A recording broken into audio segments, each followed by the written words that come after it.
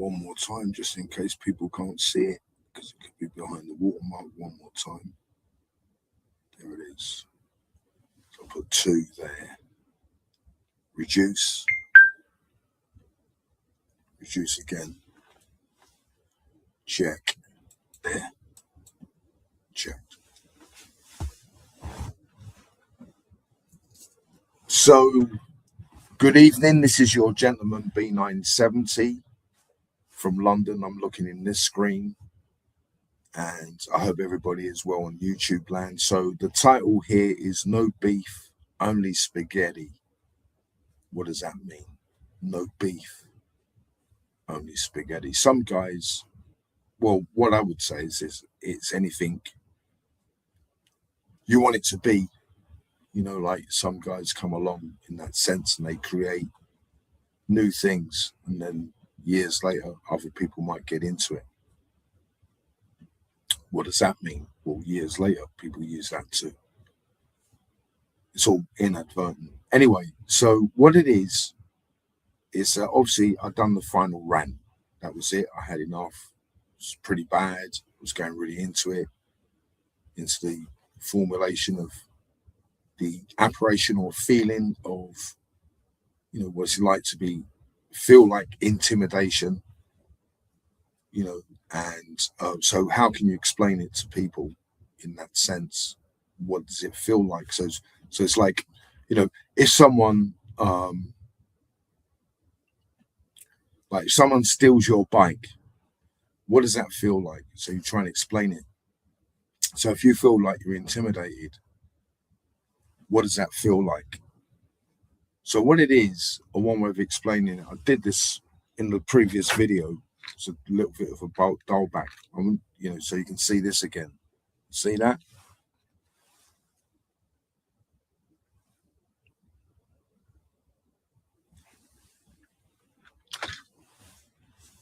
That's Vickers. That's military intelligence, boss.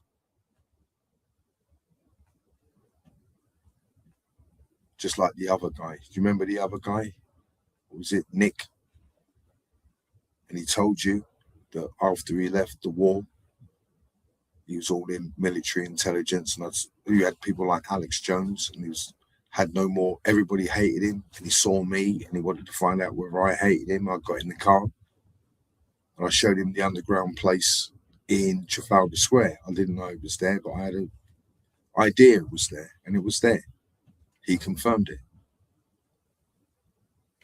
So what does that mean? So what it means is that when you get these people, or Charlie Potato types, right, it doesn't matter whether they're celebrity types or not. Do you remember Get Carter? I don't know the film that well, actually. I only saw it a few times. I didn't see it that many times. As soon as I see it, then I probably understand it. But it's not one of those films I can remember off by heart. But do you remember that time when he went into the room and they're all sitting in there? And they got all the photographs of all of these things that the public believe are real. And even these Charlie Potato types believe are real. So it's really annoying when you see these people sometimes.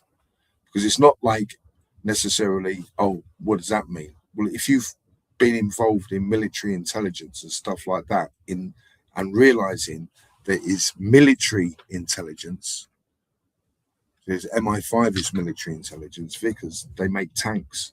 It's military intelligence, right? So it's the civilian population. You just get fed up with it. I couldn't believe it, because you might think that you're the only people that do it. When I went back down there, that's all they talk about. Some guys, that's all they talk about, because it's them, you know. And in the end, it becomes really annoying.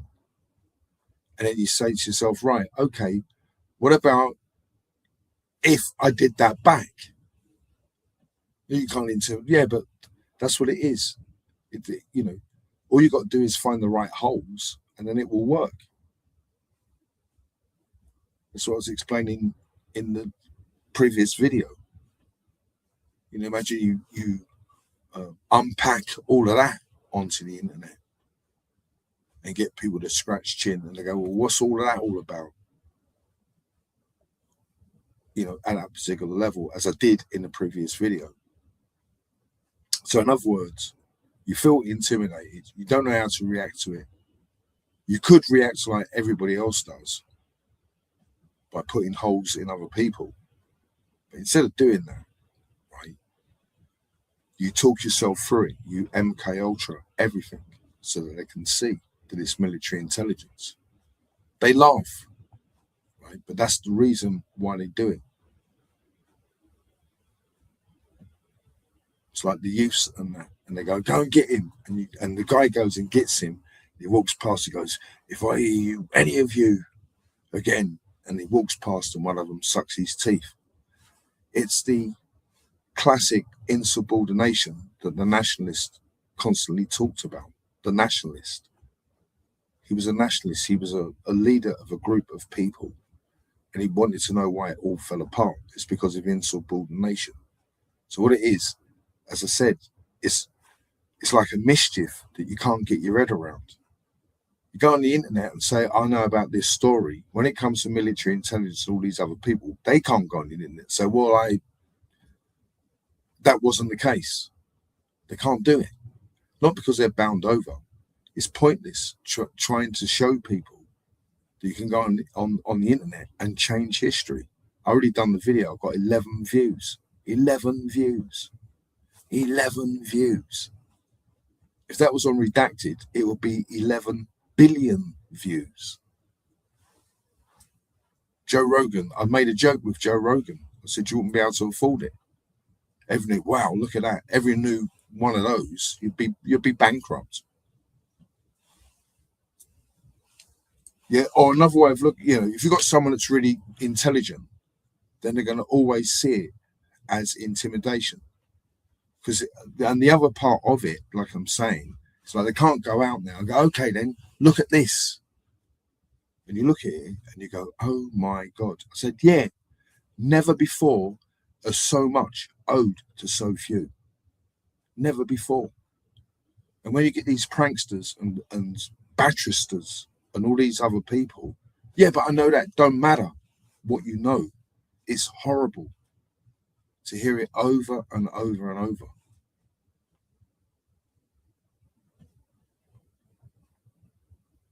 It's like the Sammy the Bull type movies, even Michael Franci movie to a certain degree. He's with his wife. And she's saying, you said you're not going to do this anymore. He goes, look, this is the last time we're going to straighten it all out. It's that feeling of the wife. Yeah, we're going to go out. So what are you going to talk about this time? Al Capone? Yeah. Hello, I want to talk about Al Capone. Yeah. Yeah, I know it's a bit weak, isn't it? To feed off of it, to gloat off of it, not realizing, that it hurts other people. And what it is, they can't react to it. Because if we go on the internet and do it, it just blows the whole thing. There's another guy that you don't know, right? I met him. You don't think I don't know these people. I met him. He went, hello, mate. I went, oh, hello. I didn't know who he was, obviously, because that's how it is with me. I don't know who they are. Like when I saw Howard Marks, I didn't know it was Howard Marks until someone showed me on the video. You know who that was? I went, no, that's Howard Marks. Oh, it's him. I went, yeah, he's the top bod. They got video of it. So I met him. Can I fix the bike? I can't do all of that. It was all taking out the cone and putting the bearings in, all that stuff. I don't do all of that. Even if you can do it, it's raw. You'd be there for hours. Because then you've got to set the nut up. I've done it, but I had to do it by sort of like using YouTube or whatever, learning it. And the first time I did it, I wrecked the cone. So don't think I don't, yeah? Da-da-da-da-da-da-da. That's what I'm trying to say. Why do they want people like me? Why don't see me say anything about those people? Because if I go on their side, it's a huge scope because of all of the intelligence. And then, yeah, and I can go, do you know this? Bang. Do you remember Get Carter when they had all the images of all the things that people believed that was true? And they knew the truth? Well, not the truth. They all knew it was whatever it was. Well, we say they knew the truth, but the other way of looking at it, whatever it was, that's what the public and all these other chipmunk types believe. And they blow it at the other people, and it's just all that. Like, you know, and remember, we're not the type of people to say, can you go away? Or anything like that. And this is why we're saying no beef, only spaghetti, because the difference between people like myself, many, not just me, but many, right, is if we go in the pub, let's say I go in the pub and they go, oh, here he comes. They go, oh, shut up, you. Oh, I get out. I go, who wants a Rolex? And I throw it up in the air. You better catch it. And I go in the pub and they're all like that as I go in. Anyway, so I'm in there and someone comes over, whatever, they might come over. You ain't got a Rizzler on you, have you? Anyway, so whatever happens that night, none of us are going to end up arrested or pested or nothing. You ain't going to get Gatherbill come in and go, you, B970, outstanding. None of us. Ever. In some cases. There's a lot of people. The majority of people. You see what I mean? It's like, you got another guy, he's like this.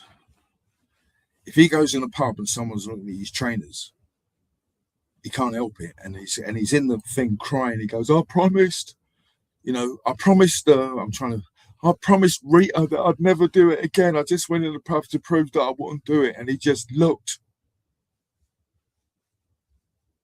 And he said, but you said, oh, I can't help it. And it comes down 18 stretch for going in the pub because he looked at his trainers or whatever it is. We've seen others, like other ones, like more local, like look at a bird, let alone look at trainers. You looking at my bird? Real story. Are you looking at my bird? He went, After that, you'd never look at a bird in a pub.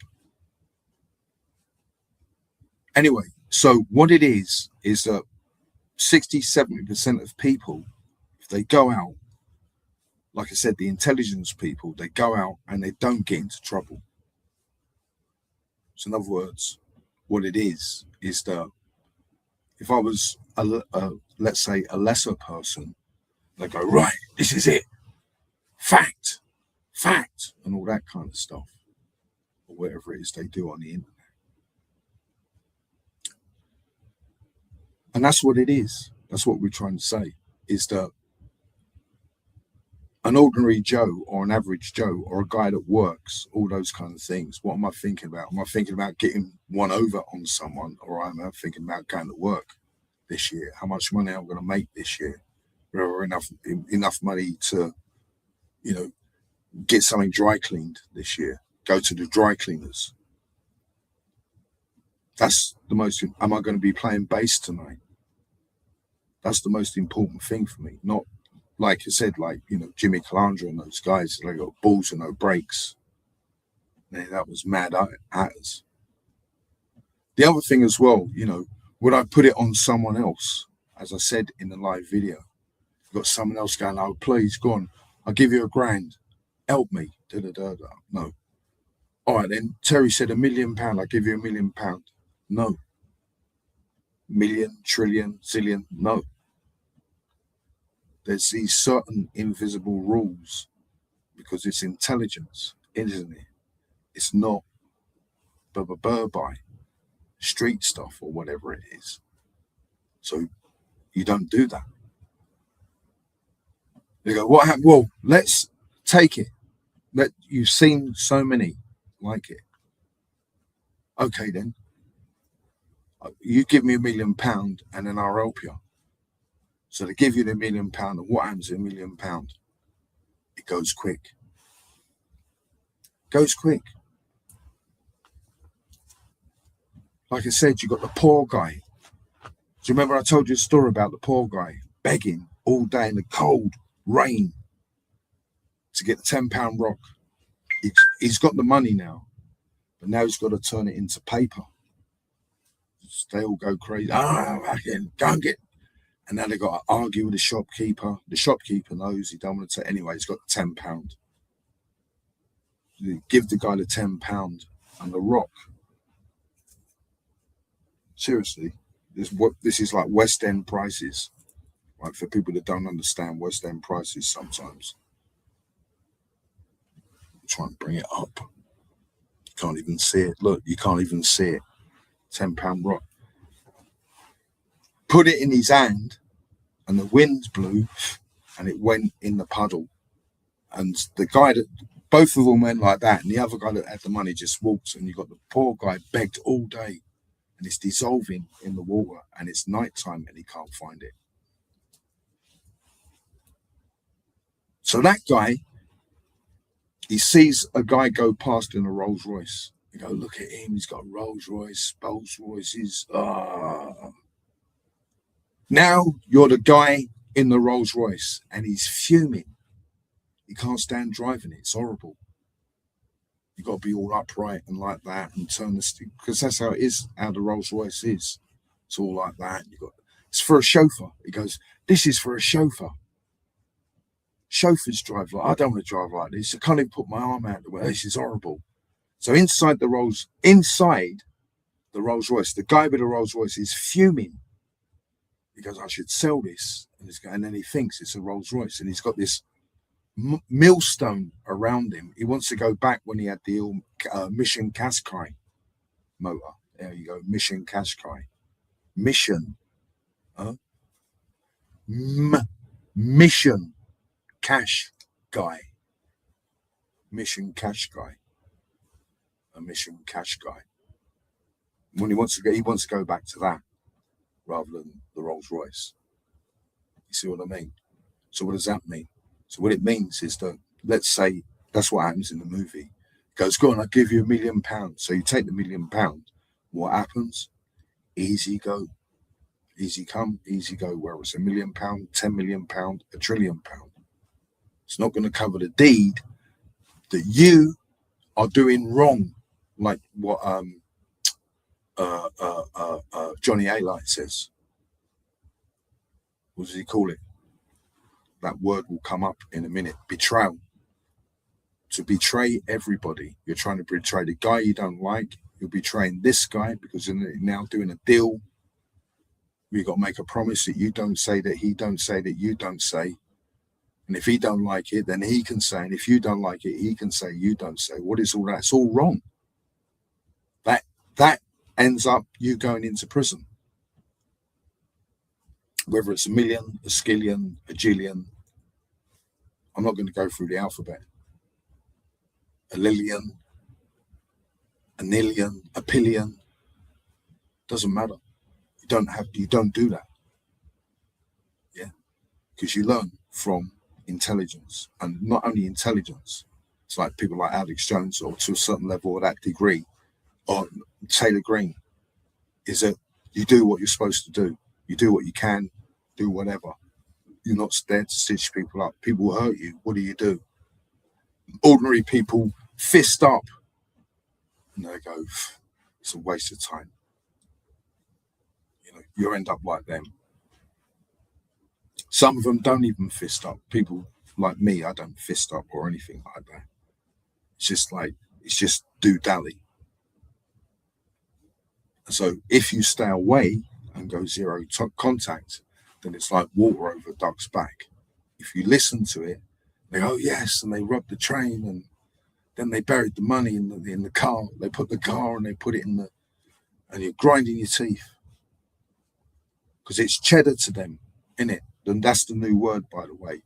Remember the word clout, now it's cheddar. So it's cheddar to them. Yeah, and then he had the money and all of that. And even Nick and those guys probably, I don't know whether they go through this, actually. Do you go through it? when you see people on the internet and they're talking about it, and it really intimidates you. You feel really hurt because, in a way, one, whatever they're saying might not be true. Yeah, when you see Get Carter, you remember I haven't said anything. I showed you some things, right? And yeah, maybe that's what the other guy who's never been asked that question. What's it like when you see all these people on the internet going on and on and on, and you go, look at this. Remember the box I showed you? You go, look.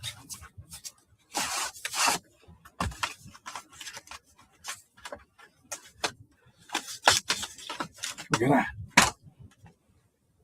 Look at that.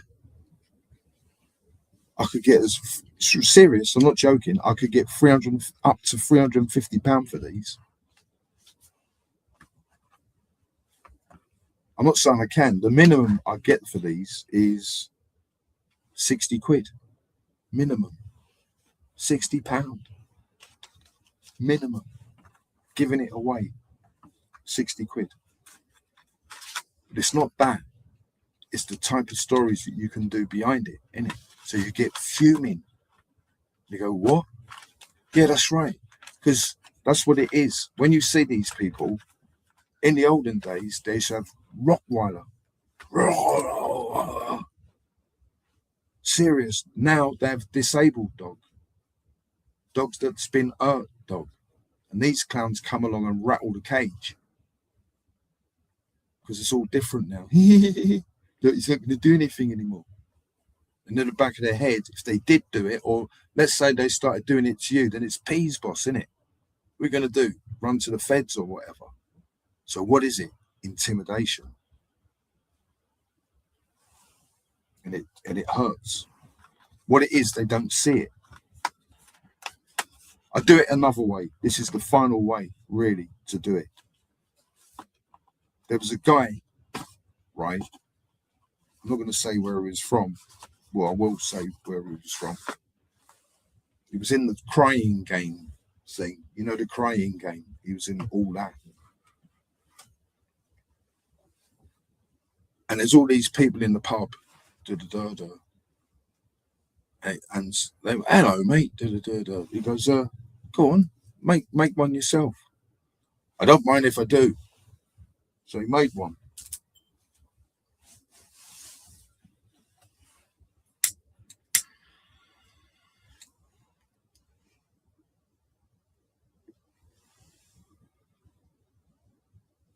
And then he went, can I buy some? And the whole pub went quiet. They all turned around like that. It was like an insult. Are you trying to... Yeah. So that's what it is. You know, another one was in a car, and you had another one of these Charlie Potatoes, and it was on and on and on and on, and they just stopped the minicab. But I know in the other one, the minicab was moved. It wasn't a minicab, it was a car, and they kicked him out the moving car. We just stopped the car and said, if you keep talking like that, get out the car. You know, you're not on the list. Go on, you're not on the list. If you keep talking like that, it's horrible. It hurts. It's because it's not hurting in the sense being painful. It's hurting in the sense that you want to reply to it and tell them that you're talking rubbish. And you go, no, I'm not. And then you show them. And you go, oh my God. Like the other guy that you don't know, that's what it is. I went to see Alex Jones, and when I come back from Alex Jones, this guy went, hey, can you help us? Because I had a bike. I went, yeah, what's the matter? He goes, look at this. I went, oh no. It was all the axle and the front wheel. Do you think you can do it? I went, oh. I tried a little bit, and all the ball bearings come out. I went, can't you just afford 15 quid and get a front wheel? That's the level that we talk at. And you don't see it. You see the shiny objects. You see all the plateau. You see what the public see. You see what the other people see. We don't see that. And it's not because of blah, blah, blah, blah. It's because of, not just because of that, it's because of things like this. There you go, Nick. Because I weren't there. We were there, mate. Sad. There's different reasons why it closed down, by the way. Different reasons why it closed down. One is obviously Labour took over and they closed it down, and then ironically moved into the same building, kicked out MI5, and then lived in the MI5 building because it had the protocol. What it was, it's the swish. It's kind of invisible light protocol. They used to be in Walworth Road, right near the sarsaparilla shop. For people that don't know, that's where the Labour used to be. A lot of people were dumbfounded why they up sticks after all of these years to move into this same building. That's the building that they moved into, Millbank. You see what I mean? So what it is with guys like myself and many other people, yeah, people with watches, they go, yeah, look at this. You love them, didn't you? You love them.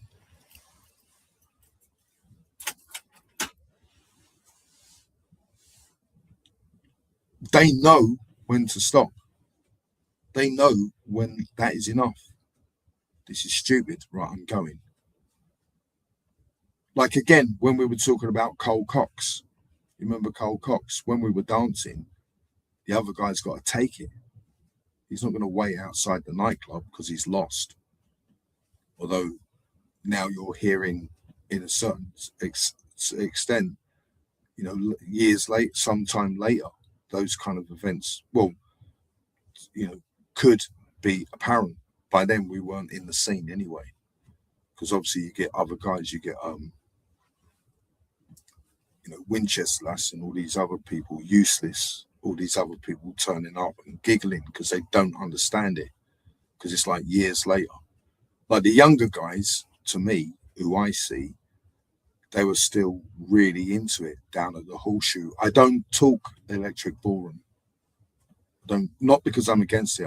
I didn't like it, so I only talk Horseshoe, and I never went Horseshoe because it was the young guys, that was their place. I remember being nicked by Baranarama. You remember Baranarama? And they nicked me. They wanted to know where I got my clothes from and all that. I was having an headache because I think they went down there. Baranarama. They went down the Horseshoe for some reason. I think it was like they pulled a fast one on one of the guys down there. Like he thought he was just gone like that, and she's run over to her girlfriend instead, and then left the Horseshoe. I think it was somewhere like that. She did it. So we don't do that. So yeah, so you got those kind of guys, you know, and but by then we were kind of out the scene. You know, we weren't really doing that. As you said, you know, we had our own like sympathies that we had to deal with in our own area. We got hit badly. We stopped dancing, stopped wearing nice clothes, and all of that. Stopped going on the dance floor and going like that, you know, that we used to do. You know, stopped watching TV. We stopped doing all these different things, and in the end, I left. It was really, really bad because they've done loads of movies on this as well. Loads of movies are kind of quasi. Well, the most classic is obviously Neil by Mouth. Is the most classic movie that is actually based on it. And the guy that gets his his nose bit, that's Miles. I know him. I remember the guy, he went, watch this movie. I went, oh, not another one. No, this is good. He went. So I was watching it. And I went, that guy. He went, yeah, what about? I went, I know him. He went, oh, not again. I went, no. I really know him. And what it was, I didn't know he was an actor. I had no idea he was an actor. When I knew him, I had no idea he was an actor. He's just another musician. Giving away a lot there by saying that. He was just another musician. So the guy that gets bit on the nose, and when you go down there, they'll tell you that that is the real story. That's the real story. Yeah, that's the real story. That's what it was. Can I walk around it? I can walk around it. In those days, I used to get all your Jacks and Jillses, all that, because that's how I used to get my money. I used to work. Yeah. People come round, I've got wardrobe, I've got to clean it. What they called it? Totting. A totter. That's why they called them trotters, innit? Because they were totters. So instead of taking, so go on, I went, oh, look, Burby, they take them. I think I only need like £5. So I sold 20 of them for £5. When you're going to make your money out of these. Because sometimes when people ain't got them, they're like £2 each and all that.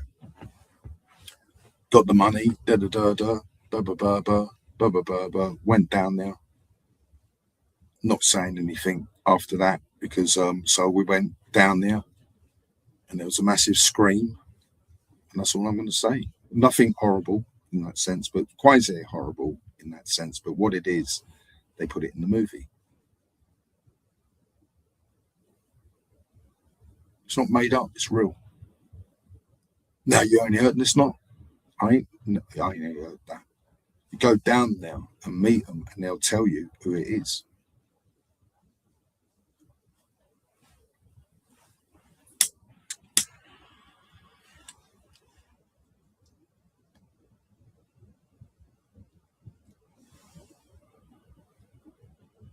So I know they glorify it, boyify it,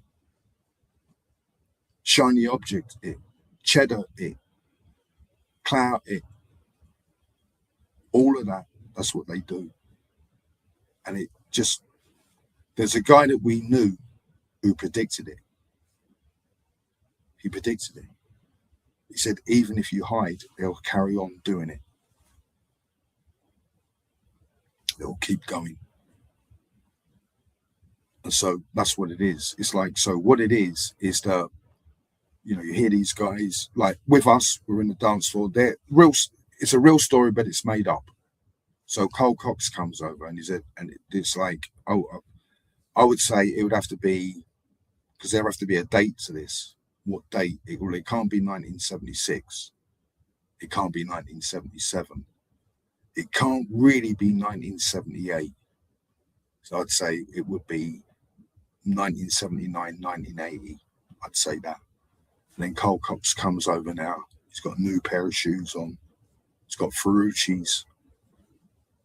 He wouldn't have the gold belt ones because they sold out. I didn't even have the gold belt Ferrucci's. So he might have Ferrucci's on and we put a tune on. And he wins. Like, he beats me. So I go back in my corner. All my mouth is swollen. I've got a limp now because I've got cramp. What happens? I was beating him and I've got cramp. And I'm like that now going, My body's pointing and everything, and it's over. Cole Cox is still there, smooth, all of that. He's got wet look hair, it's moving smoothly. So I've kind of lost. Yeah. So I go back to my camp limping now. Now, I'm not going to start grinding my teeth, although I could be grinding my teeth a little bit because I've lost. But that don't mean to say now I'm going to start waiting out the nightclub or whatever it is. I'll wait next week.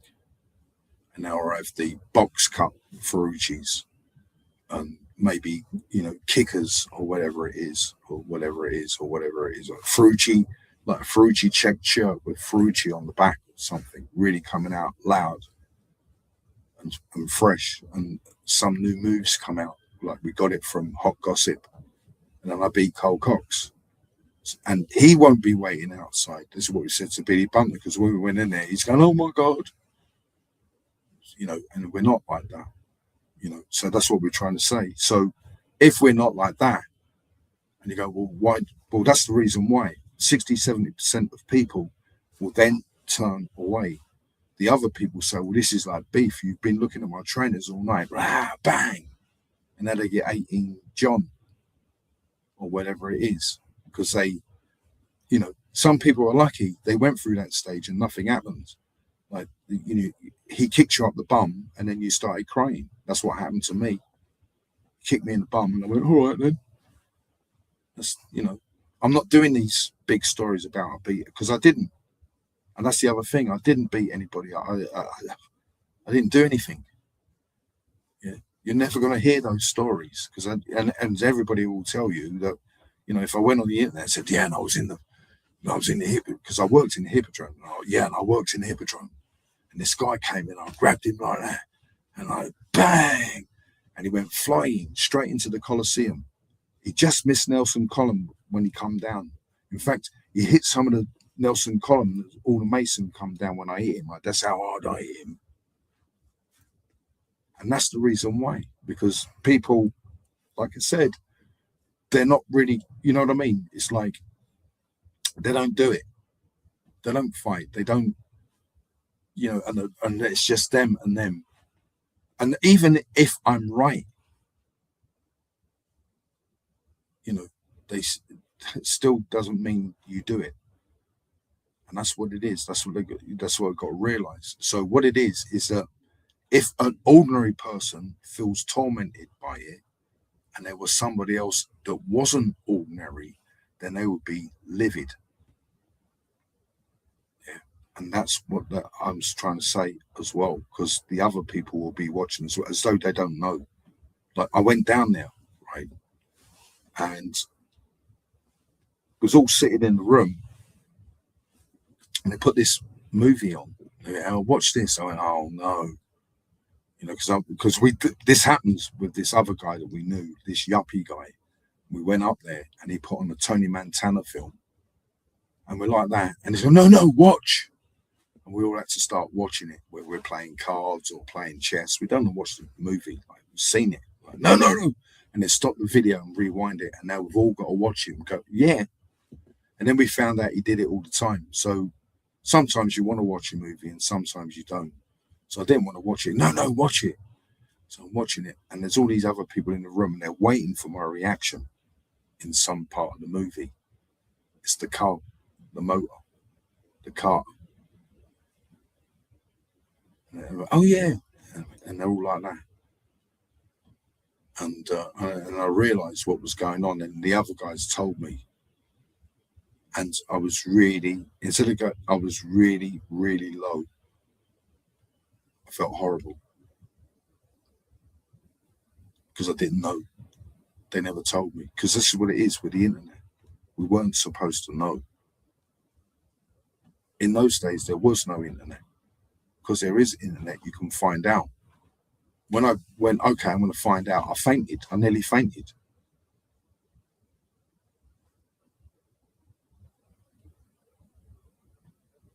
And that's why when they're laughing, they're giggling. They're not giggling because they're giggling with fear, really. Because if it goes pork silly, they won't go on the internet anymore. They'll run because they've got no choice. You better run. They go, no, but I've got this. This is what you believe in. Like I said in Get Caught, when they go around the back, you see them. And they know the truth. They haven't told you. They never tell you. That's how they like it.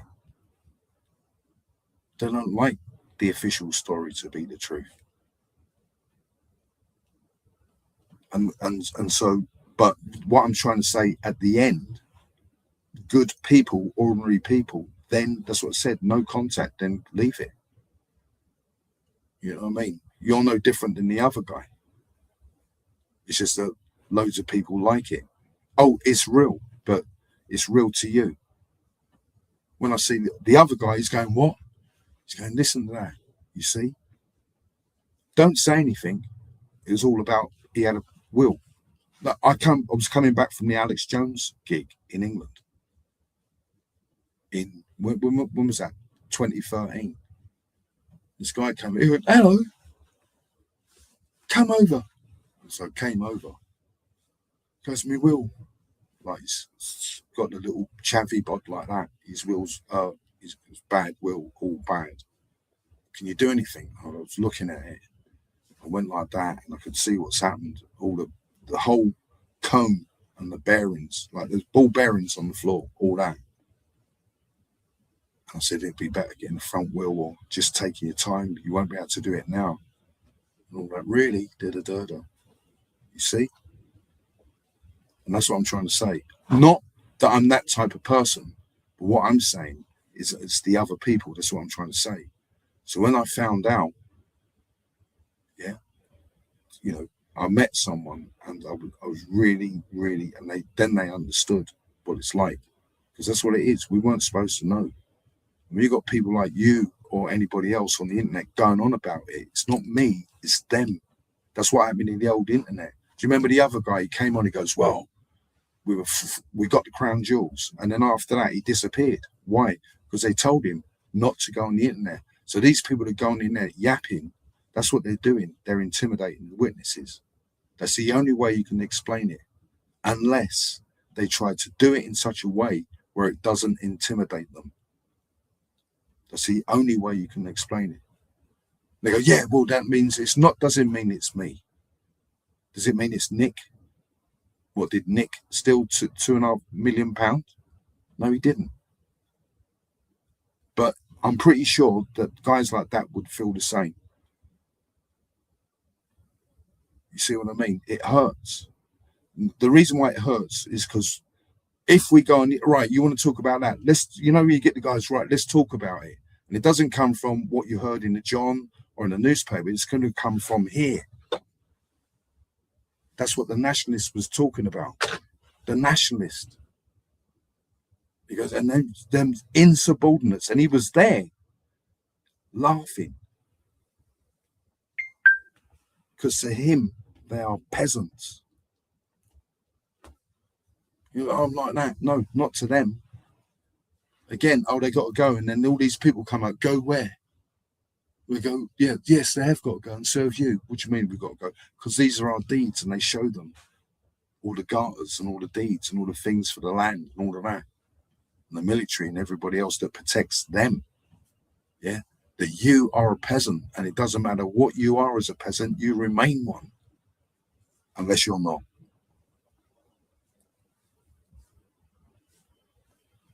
You see what I mean? It's intimidation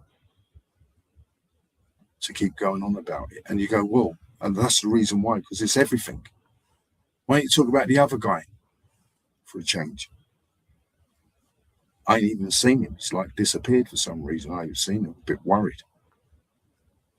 So, but rather than going on it, to go right, to go in on it, then obviously we go no contact. And that's the end of it. Talk what you like, say what you like. It's all rubbish, all of it. What it is to the other people that believe it. They go, well, it's in Google. Well, when you see the movie Get Carter, you see them with all loads of different things that the public believe are true, the Gatherer Bill accepts to being true, all of their other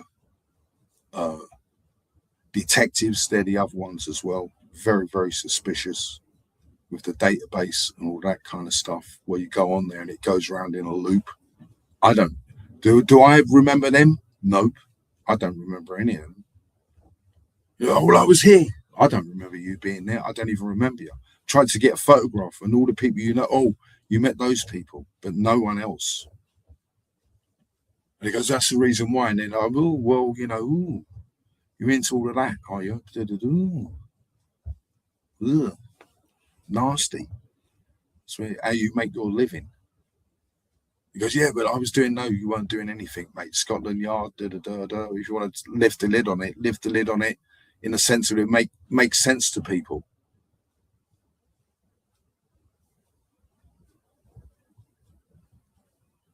All of them, guys, all of them.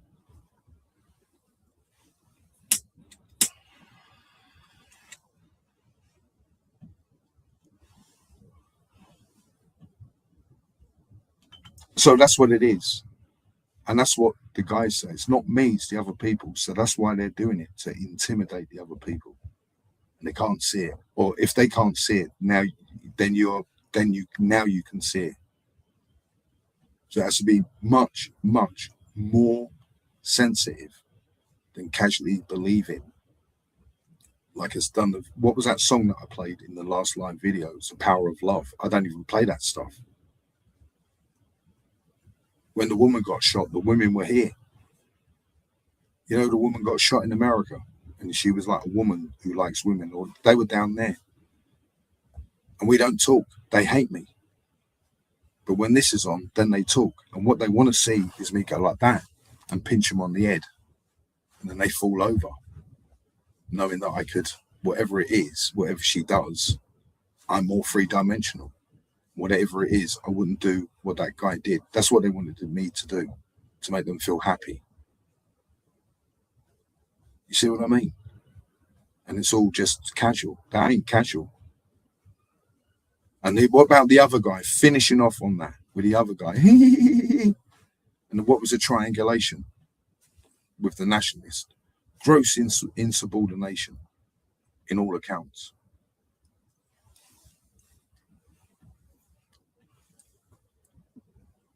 And then he fell over. And you got all these people going, that's why I left London, da-da-da-da. That's why I left London, blah. Yeah, I accept it. I go in the pub and they literally go like that when I go in the pub. And he shows them a photograph and they go, look at that. I go, what? They go, yeah, that's him. I mean, you're joking. No, that's him. It's like over 60 years ago now. You go, oh. And he accepts being in the corner. He don't accept, oh, sometimes you go in there and you're in the middle, but he accepts he's in there. Now only one or two bods come over. And normally they go, you ain't got a Rizzler on you or something like that. Like, and have a chat, and that was it. You see what I mean?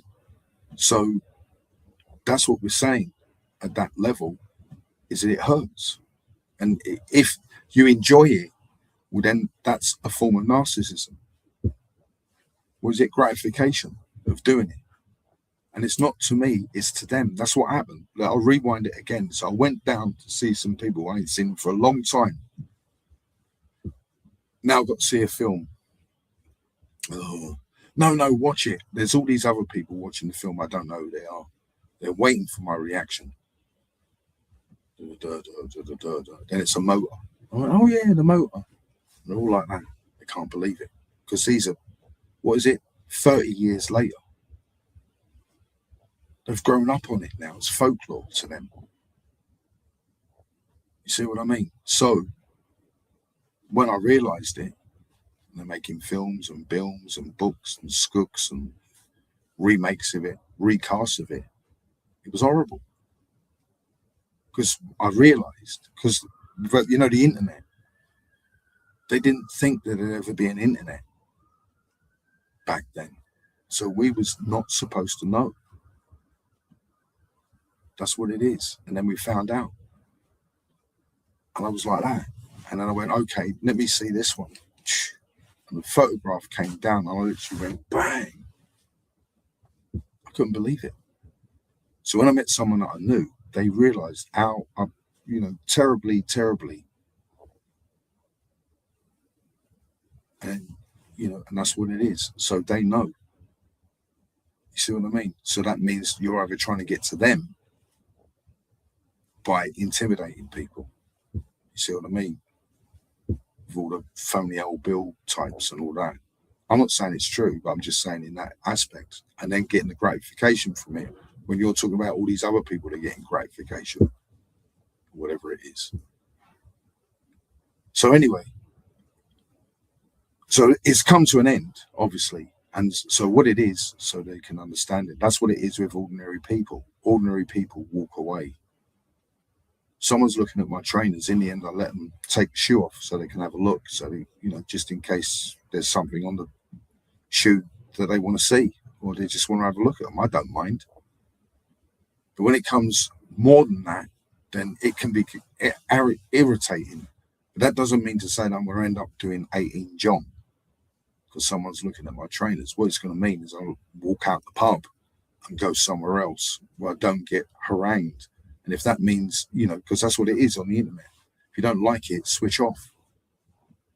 So you just switch off and let them talk as much rubbish as they want. Because, when I say that, maybe some of it isn't, but you know, that's what I'm trying to say, so they can understand how the intimidation works. There's loads of, oh, well, I know that. And they go on the internet. And the thing is that let's say that I did it. Well, I know that. Well, then I'd make the classic mistake like everybody by believing that the world is flat, the world is round. So the best thing is to go to that pub because it's round, isn't it? So you go there and then disappear and let them talk rubbish. And then always be reminded that, so you realize that it is. And the gratification from it. You don't see me laughing at people or whatever their plight is. We don't do that. Why? Because we're more, when you get these people and they're a bit more like, if you say leftist or wokeist and all of that, so they, you know what I mean? They're hands off. And what it would be as well, because that's what it is. So if you do that and there's someone out there that doesn't have that limit, then they'll be seriously grinding your teeth and you wouldn't understand the reason why, because you can't stop talking about them or anything like them. That's what it is. And maybe the huge hurdle that they have to take to ignore it all. And I'm pretty sure that that's what no one's really asked those guys that question, actually. If you're an interviewer and you want to go find a really interesting question to ask somebody that is kind of quasi-real, not celebrity real. What does celebrity real mean? That's why we call them muscle Mary DJs and all that, because there's a threshold. You talk about the 50s and the 60s. Well, the threshold is the 1990s.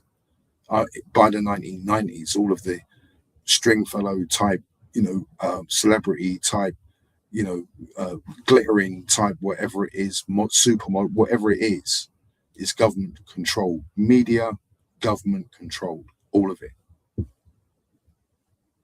Because they got rid of the old order and tried to, vacuum. So they create their own Tinseltown. Government-backed, police-backed, media-backed, film-backed Tinseltown. That's why we don't have anything to do with it. Oh yeah, it's all serious, but it's all backed Tinseltown. Why not? Because then we show you. I'm going around in circles.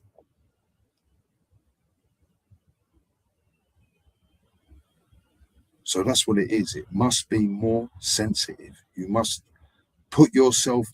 If you enjoy it, well, then that's gratification. If you think it's funny, then it's gratification. If you try and put yourself in their position, where you go, well, I don't know what it is, and you go, well, what they're saying is, if they go on the internet, they could potentially say something that is really, really big. And it's not through because they did that, it's intelligence. That's where we already did it to the nationalist. You had a nationalist that was moaning about MI5, and we said that it was actually the other way around. MI5 was working for you, right? And then 3 weeks later, it was confirmed that MI5 was working with them. The MI5 that he saw were probably MI5 to find out whether they had MI5 within the ranks. You see what I mean? So it kind of has got a, it's not that it, if you like it, right, then they will sense that that is gratification. You're one more slap. They will see it. Because it's not me, it's them. That's what it was. That's what they didn't. The other guys going, yeah, this is blinding, like, yeah. All right, see. And I went home and I was, and a year or so later, I go, I want to find this out. Let me just see. Just have a look. And when the pictures came down, I was just like that, paralyzed.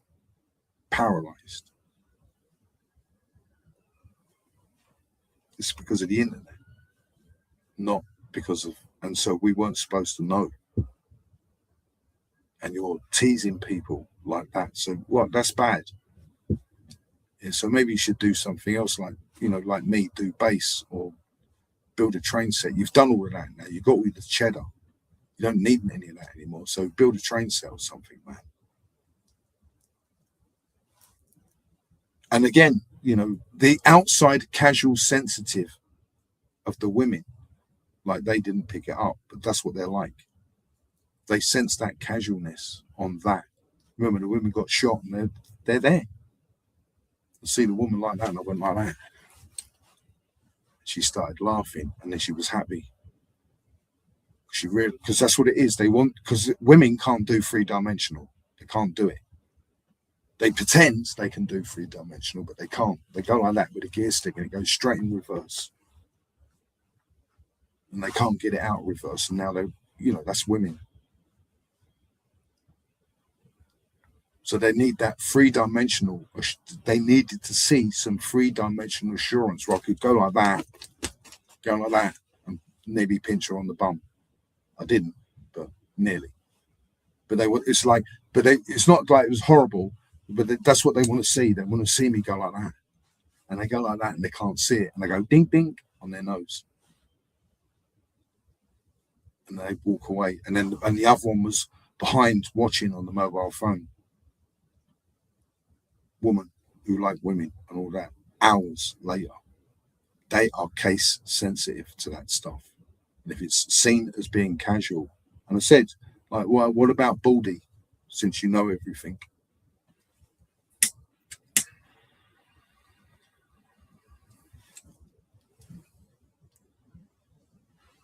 He used to go into one of those clubs, and there was a big guy like that. He'd go up to him and just grab him like that and drag him outside and slap him around the face and then take him home.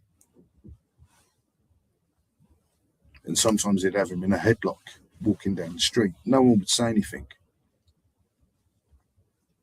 Not because it's wrong. That's what they like.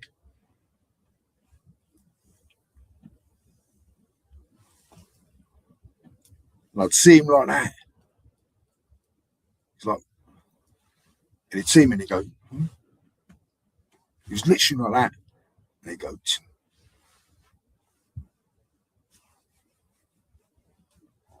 It's all cheddar, mate. Seriously, if people like Owen Jones see it that way, they will see it that way. Yeah, they came up.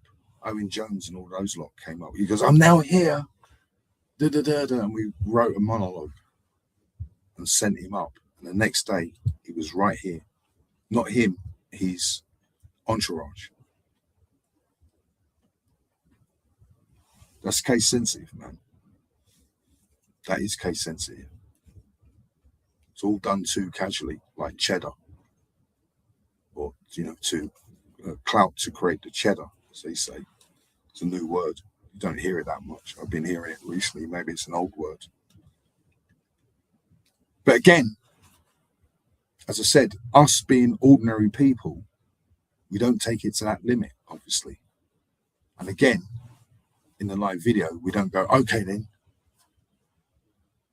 proxy or barter, or I'll give you $1 million. I'll give you a zillion. A zillion, yillion, pillion, cillion, cash. Don't do it. Why not?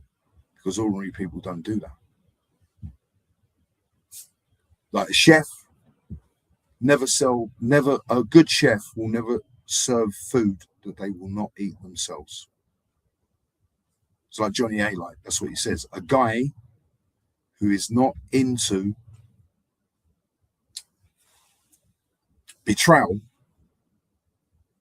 will not try to create another form of betrayal just to betray someone else. That's stupid. Right, what do you want?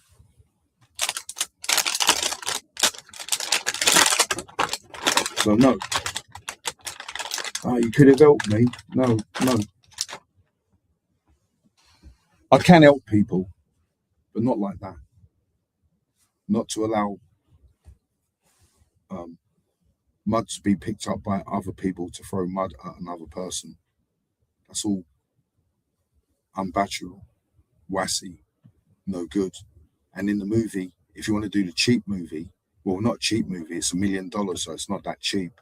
So the guy does it, and he gets $1 million, and the $1 million don't last that long. Don't last that long. That's what happens when he wants more. He goes, "Well, I gave you $1 million." He goes, "Well, it don't last."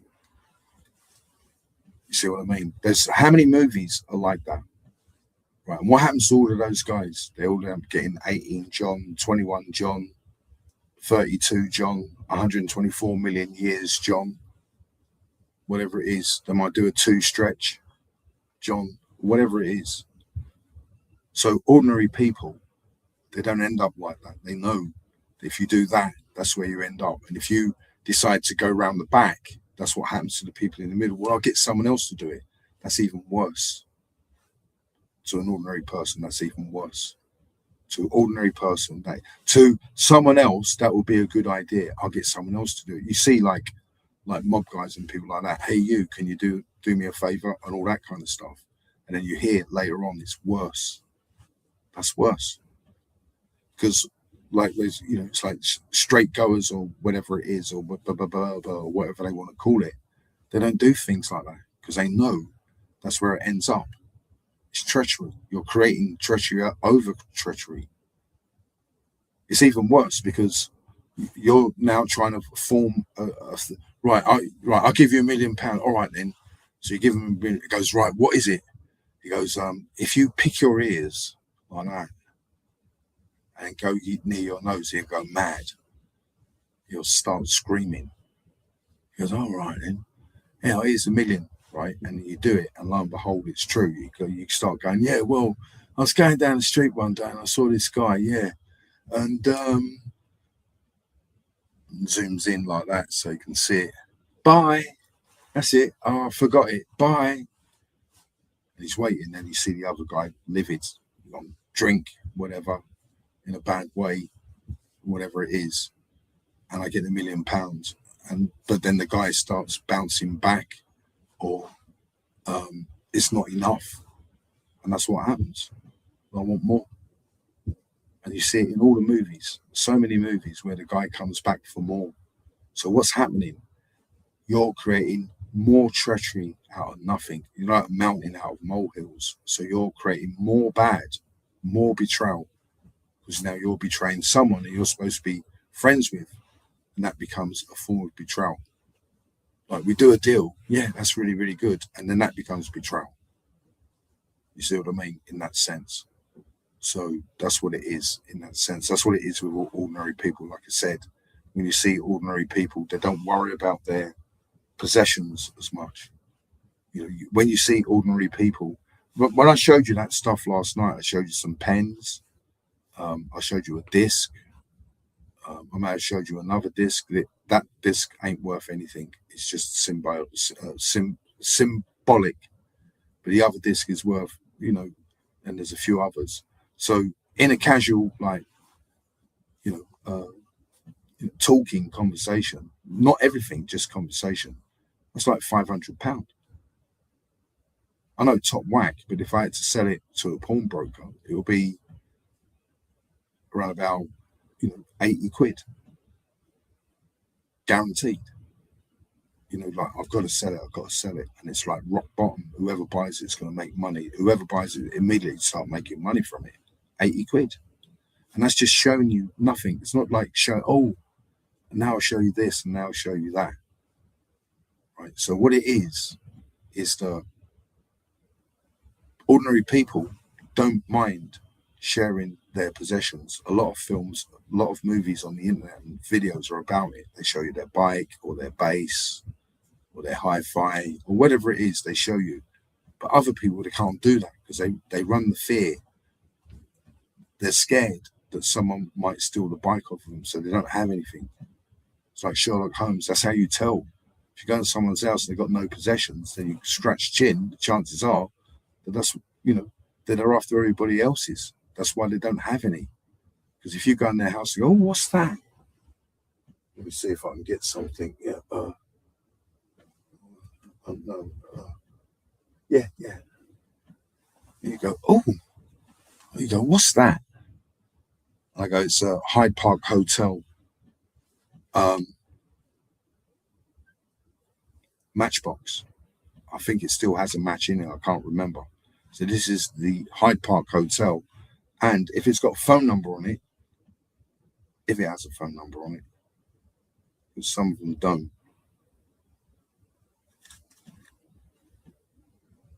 But anyway, so this matchbox is nearly 40 years old.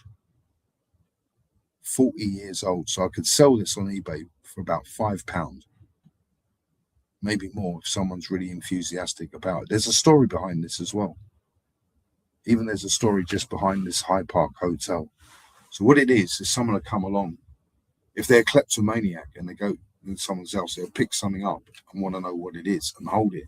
If it's valuable, they'll try and kind of go like that and see how much. You go, put it down like a kid. Really? And they go like that. And you sometimes have to pick it up and put it in the right place. You go in their house, they ain't got anything like that. Nothing. Because they run the risk that someone will see it and steal it. So that's what I was saying. If you're still going on that road, right, then you won't be able to flip into rehabilitating. So if you're still in that mindset, then obviously you could be going around clumping people without realizing it. It's like you don't know, how much, when you see things on TV, this has a warning, or you write a book. I'm going to write a book, and the publisher says you can't put this in the book. Why not? Because it's too sensitive. It's not sensitive enough, and things like that. You know what I mean? So it's not great. But anyway, like I said, with ordinary people, as you know, an ordinary person, he might go in a pub and it's really, really bad. All of these other Johns and all of these other guys, they would have done something. They would have clumped him, or I don't know what they call it. I served him up. I'll serve him up. Whatever they got all this different like terminology of what they would do, and then they do it, and then somewhere down the line they end up getting like 2 John, 3 John, 18 John, 20 John, and all this kind of stuff. Because it's like Jimmy Calandra and those guys, balls with no brakes. But ordinary guys, what do they think about? They think about going to work. They think about maybe playing bass. They think about, football, the World Cup and all of that. And all of this, what you call intimidation and like trying to combat it is not worth it. The better thing to do is just leave the pub and go in another pub. And if they turn up in that pub, then, you just leave again. And then you realise, the type of people to the nationalist, who they are, then you know who they are. It's like if I leave the pub and I go to another pub and they turn up in that pub, then I know who it is. And so there's the nationalists and all of them. They know. They're the nationalists. They're the people that say that they believe in this country. They know who they are. Because he said it. And he said, and he went, and if you want to know where I am, you can come up here and find out, and you get another clump again. He went, because to people like him, they're peasants.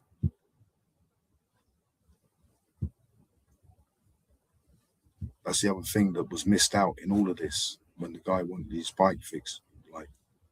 So when you see this person, you go, what about peasantry? That doesn't. Yes, it does. It exists. Are you a peasant?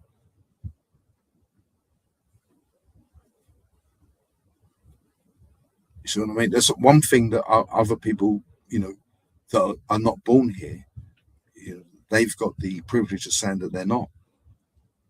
In fact, I didn't know anything about this until I had the very first farmers and country strikes in the 2000. That's when I got 50,000 people watching me play football. The only time I had 50,000 people watching me play football was when the farmers were on strike. And it was really good. They weren't watching me deliberately. There's like 50,000 people, and they're all there, and you see them coming past. And I've had big crowds before, but that was really intense. When I mean big crowds, not like they come to see me play. Then might be something going on like a hippie demonstration or something, or a farmers demonstration. And then we went down to the West End to do our bits and pieces. and they were there, and the guy called me a peasant. He went, you remember, you're just a peasant.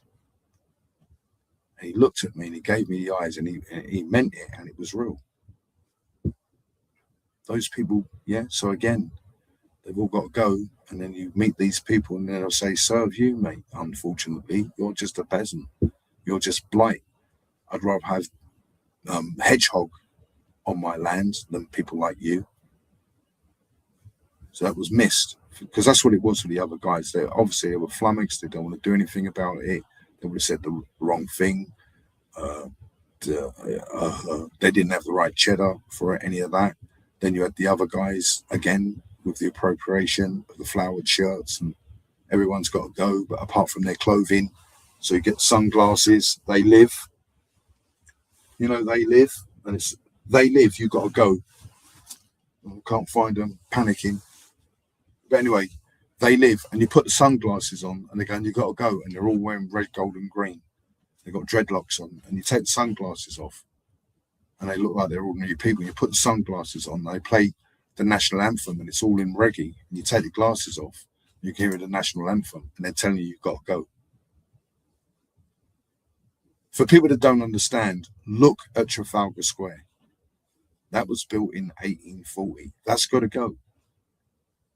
Trafalgar Square has got to go, because if you keep it, it will be hypocrisy. So even those guys at that level. So that's what we're trying to say at that level to those guys. Yeah. To us, it's not great.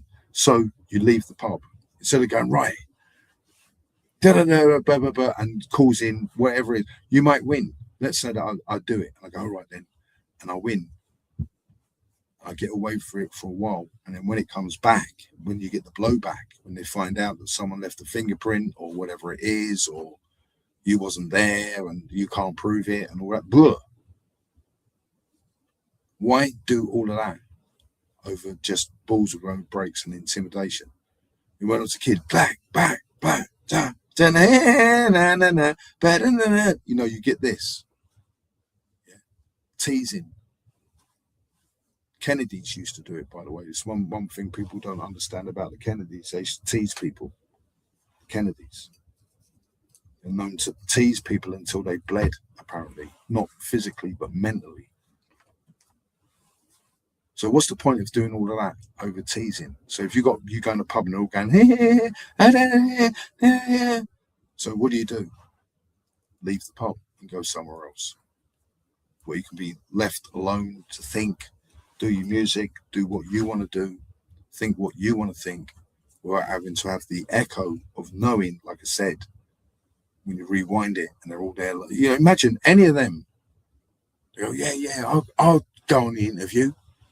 I'll do an interview. They do an interview. And I go, well, who do you know then? And they'd say, no one.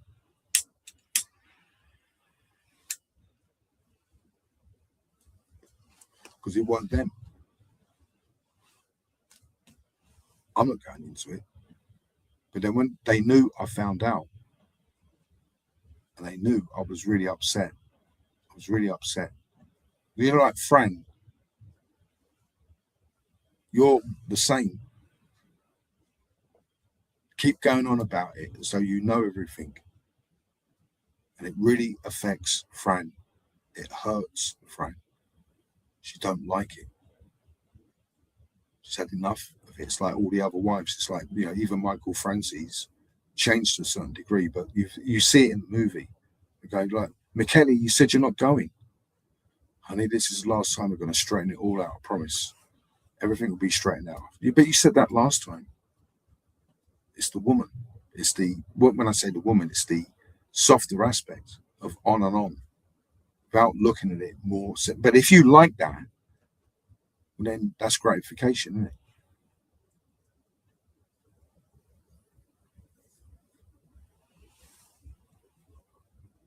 Off of the other people. And then if the other people realize that the guy's upset about this, and that's what happened. You had the other guy who came on, he goes, well, and we was in a pub, you see, and these people come in, and I didn't know who they were, but then I did. He left because that's what happened on the old internet. All the people that really knew, they were told not to go on there and brag, meaning that the only people that go on there and brag are not the people. It's like I had a really bad time. It was during the time of Amy Winehouse when she was in the West End. Remember Amy Winehouse? Do you remember her? She was in the West End a lot. Anyway, it was a really bad night that night because you had these like illegal guys. They were not allowed in the country. If they get arrested, they get deported. These guys are crazy. They're like mad hatters. Amsterdam, they've done everything. I'm not going into it. They've done everything. That's what it is for these guys. And don't you realize? And they go, nah, I don't realize. I did Amsterdam, Paris, Rome, Berlin, and all of that. I'm not going into it. Anyway, so at the end, you got stone in this hand or shovel in this hand. What would you take? And they kept pointing to the stone because if they see shovel, they think it's the police.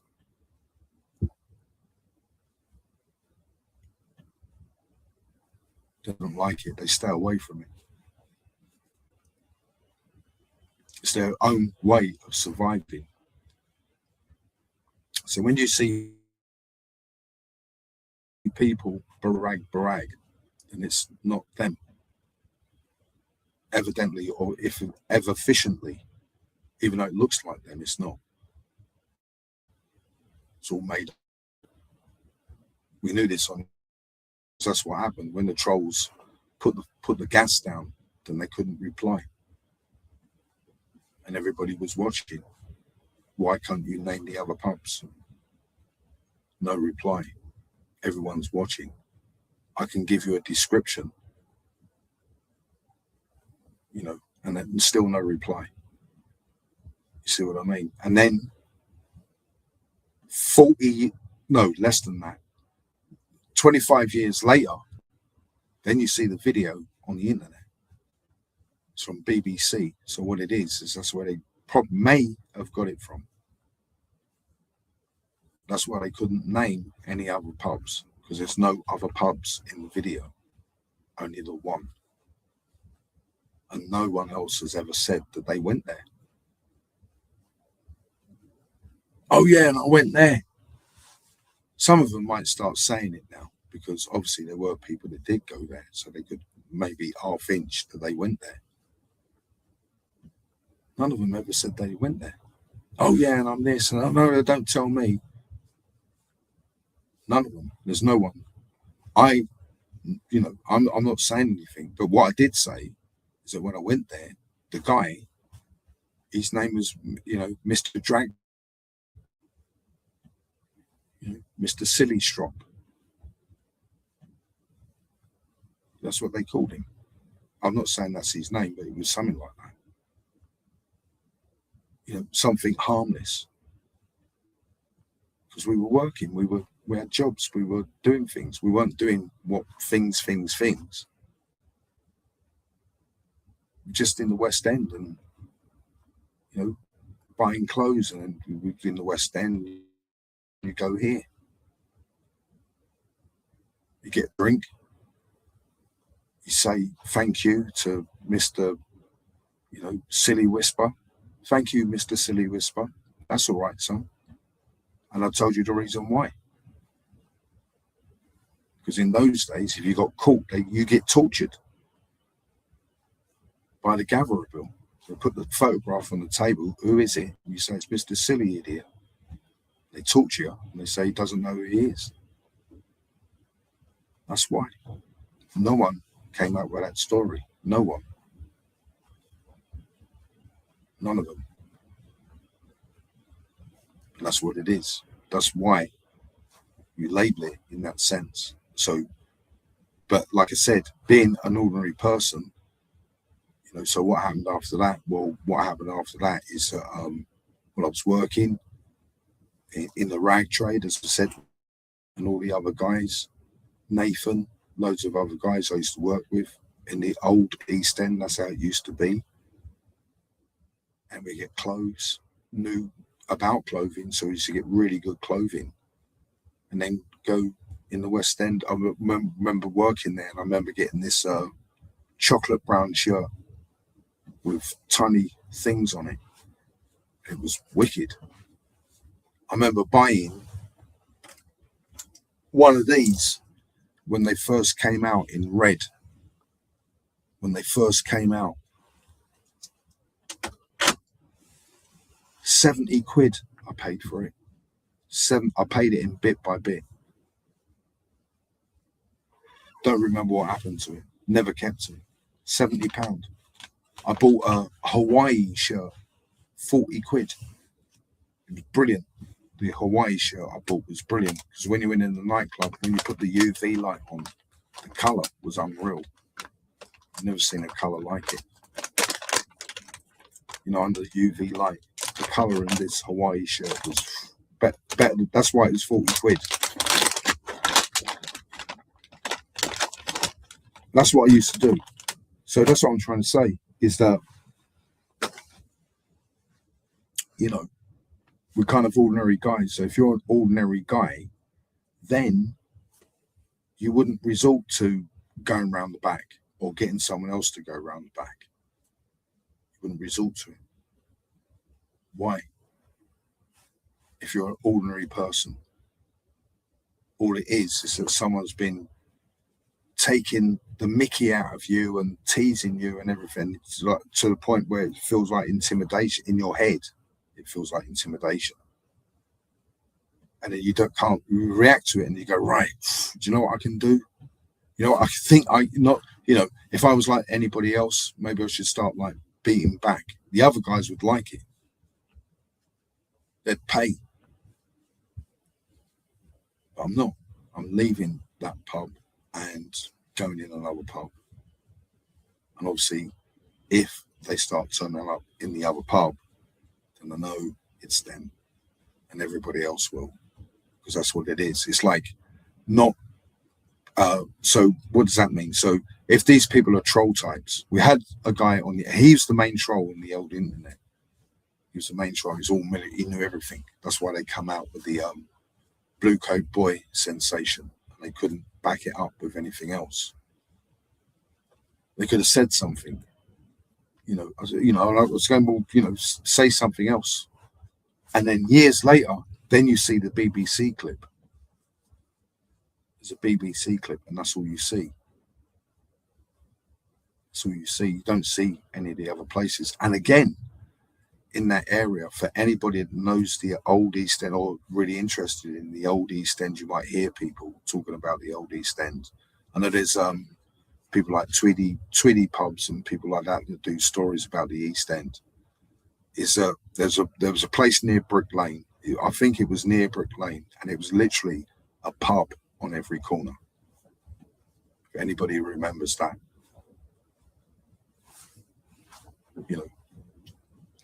because these are the places. Because that's what I was saying, So they're literally, and I can't remember whether it's a square. In other words, it could have been a road, right? And a road that way and a road that way, and there was a pub on that corner, a pub on that corner, a pub on every corner, literally on every corner, no gaps. Not that I can remember. And that's where I went. And the people, imagine them wanting continuity. Imagine it like it goes, oh, this is a brilliant movie. I love this movie. Can you do continuity on it? I'd be going, oh. It'll take. I wouldn't really. The one way that I would describe it is that really important would be the color of the sky, because if we went there in the summer, it would still be daylight going dark, and when we left, it would be daylight getting light. That was one thing that you'd have to do. And the other thing you'd have to do is that we walk the wrong way. When we go home, we walk the wrong way. We get to the Thames and we go, right, where's Tower Bridge? damn, and we're walking, this is too far. And then we realise we're walking the other way, walking the wrong way to get to Tower Bridge. Because we're thinking Tower Bridge is, we're thinking Tower Bridge is that way. The Thames is here. There's the Thames. And we think Tower Bridge is that way. So we're walking that way. Yeah, like that. Blimey, no. I'm sure it should be here now. And we've walked all this way and we realised we've got to walk the other way. And yeah, so that place. Yeah. And I think, I don't know whether the pub guys have done it or looking into it. I did leave a message to them. I did say to them, you know, if you can ever find a place in the East End where they had a pub on every corner. So you imagine he's going, I'm now looking for a place in the East End where they used to have a pub literally on every corner. And I think it's here. And he finds it. There's a great big, like, you know, Starbucks or whatever, McDonald's there or whatever, or council estate now, or it could be the same. I don't know, but it could be. Buki, leave me alone. May I pay? May. May I? May. May. May. May. Oh, yeah. So, yeah, so that's what it is. Rather than, you know, and again, you know, actually doing it. Like, you know, if I was an idiot, then obviously I would have done it. I would have put the keys in the car and started the car up. You know what I mean? Okay, I've got the keys. Right, I'm putting them in now. Like, what is it? I'm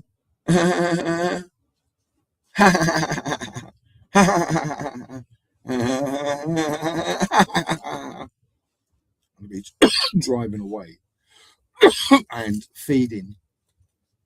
You know, in the idea of trying to get someone back. You know what I mean? You've got to get someone back. So you don't, you just leave and go to another pub.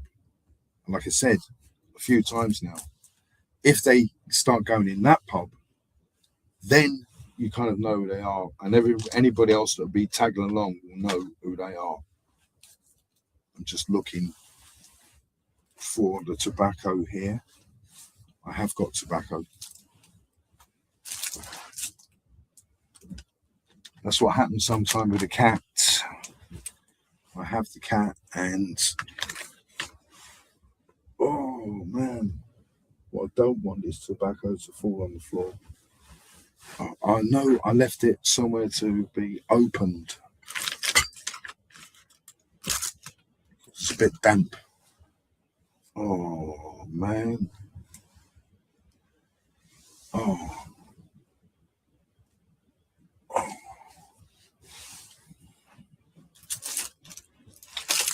Never mind.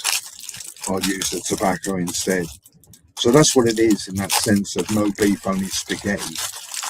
It's like spaghetti western, and it never ends. No beef, because obviously what it is that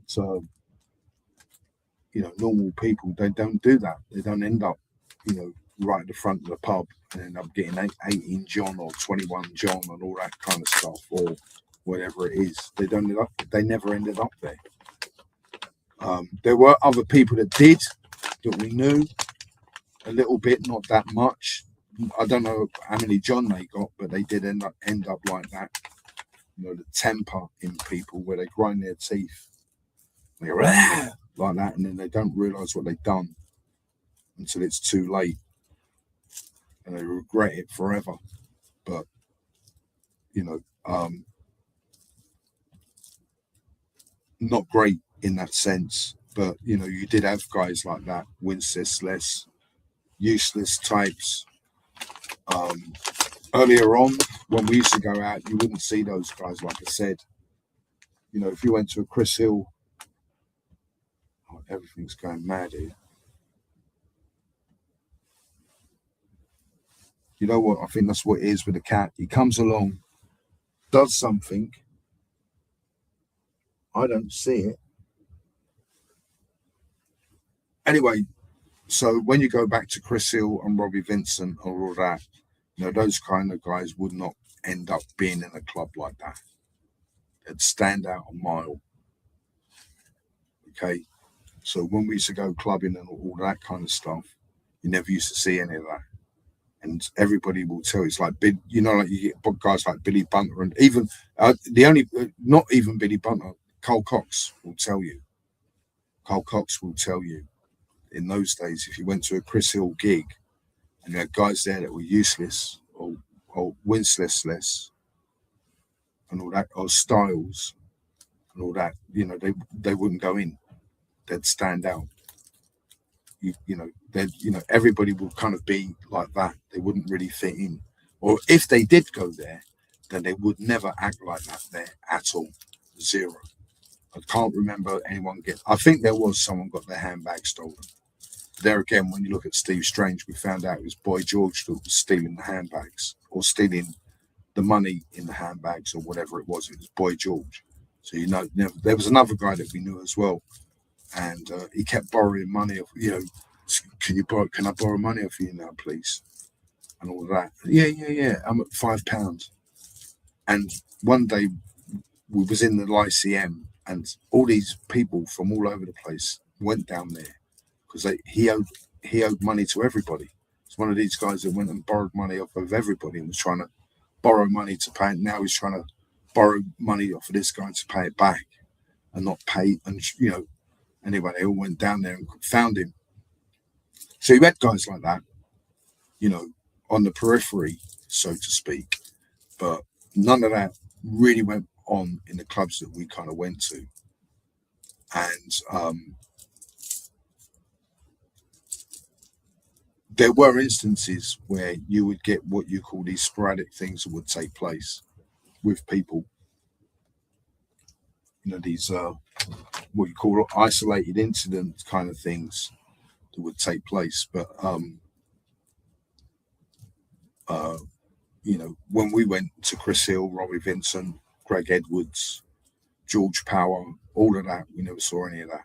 No whiteness, wincelessness, uselessness, side rub, whether wide step, and you're walking wide step, none of that used to happen.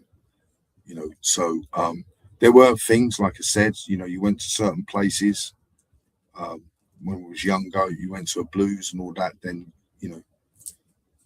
in those days, it was all different. Like I used to go to get the curry goat. If I went to a blues and there was curry goat there, I used to go, oh no. Before I got a beer, brown rice. Oh, anyway, so no uselessnesses and sidelessnesses, sidestepnesses. Though we did see people that were, like I said, in those ways. We used to kind of know guys a little bit like that, and then they ended up being really, really into that kind of thing, man. And then as they get older, the fights get worse. When they're younger, they have fights and they beat up all the small kids. And then when they hit 20, these small kids grow up a bit and they beat the small kids up again. And when they hit 30, these small kids then start ganging up. And when they get them, it's like really, really bad. It's bad. So all the ordinary people, they don't do that. They go to work. So while these people are beating each other up and all that and going after everybody, all the ordinary people go to work and come over the weekend and have a jam and then go football on Sunday and go to work. While these other people are into like side watts and bide watts and all that kind of stuff. And, you see them to a certain extent. I'm not saying all of the clubs and all of that where you would see people, because again, it would. Well, I might as well say something. I want to say something. The Cat's Whiskers. I don't know whether it was called the Cat's Whiskers. I think it was down in Seat Reetum. Oh, and then you went down there and drank rum and coke and listened to dub music above the ice skating rink down there. Places like that, you might see Side Creatures and people like that, but they ain't going to be doing nothing there because you're all cherry. No one's going to burst anything if everybody's cherry. You see everybody there, with rum and coke, listening to dub music and all of that in the cat's whiskers. You see what I mean? So no one, everybody was cherry when they went there. Some people, younger youths, they like calling the word comfy, but that's a bit too. That's when you're at home, I suppose. But it used to be cherry, and then you go home, you know. But so anyway, I'm not going down those roads. I'm not going down those stars to try and say stars equals anything to me, because I don't do anything like that. My stars don't equal nothing, because obviously we wake up on Monday and we go to work. We come home on Friday and we have a beer. Hopefully we'll be playing football on Sunday, and maybe a lot now, because we're leaving it behind. But it kind of hurts, because you want to reply to it. You imagine, can I do an interview? You go away, do an interview. You're mad. You could come up with a number. Let's say come up with a number, and you come up with I'll give you X, Y, Z, G if you've done an interview, and it actually sets you up for life, like Sammy the Bull.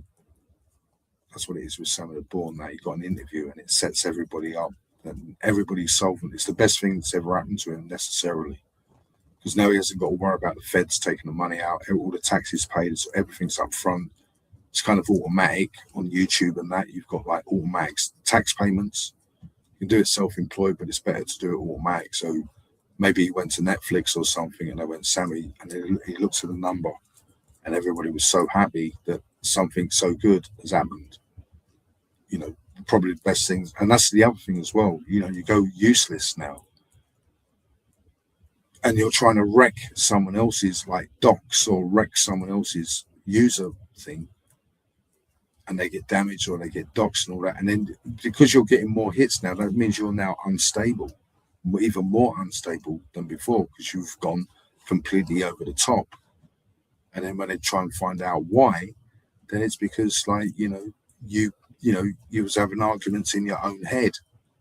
I'm having arguments in my own head, and all I feel is intimidation. What does it feel like? It feels like intimidation, because you want to say that's rubbish, or you shouldn't be talking about that, man. You haven't got the rank or whatever to talk about that, or that's case sensitive. You can't just say that. You can't just say, the women out there, the women that like women, they will be screaming. They will be screaming, because it's not just casual. Oh, and that happened. That's not casual to them. Even if it is, they don't want it to be casual. That's what the government did. That's what I said. And the other guy tried to use it. Never before was so much owed to so few. And we took it. Like the same thing.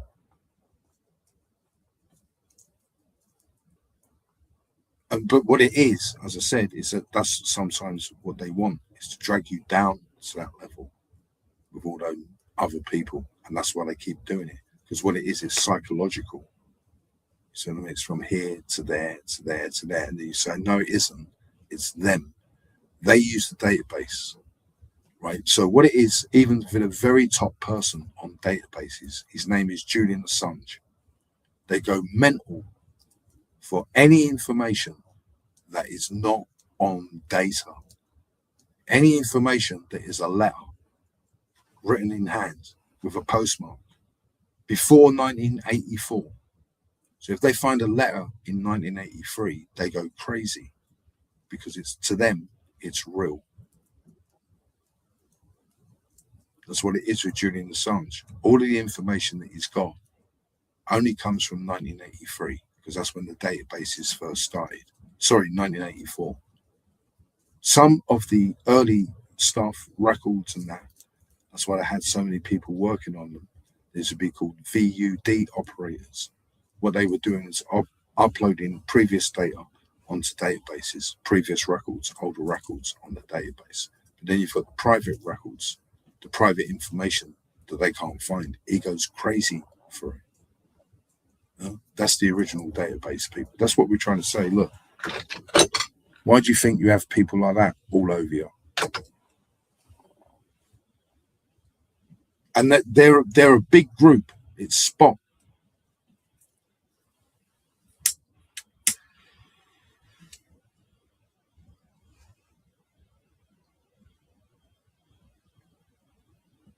I've got people on TV in the UN now, Spot.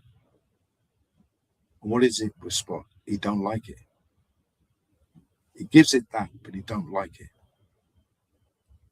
Doesn't like it back. He doesn't want it back. When he's got people in his group that are doing that, he gets rid of them because it's heat unnecessarily, even if it's just warm. You imagine being in the Seychelles, then someone puts the steamer on. He don't want it. Spot, because he tried it, he didn't like it. Those types.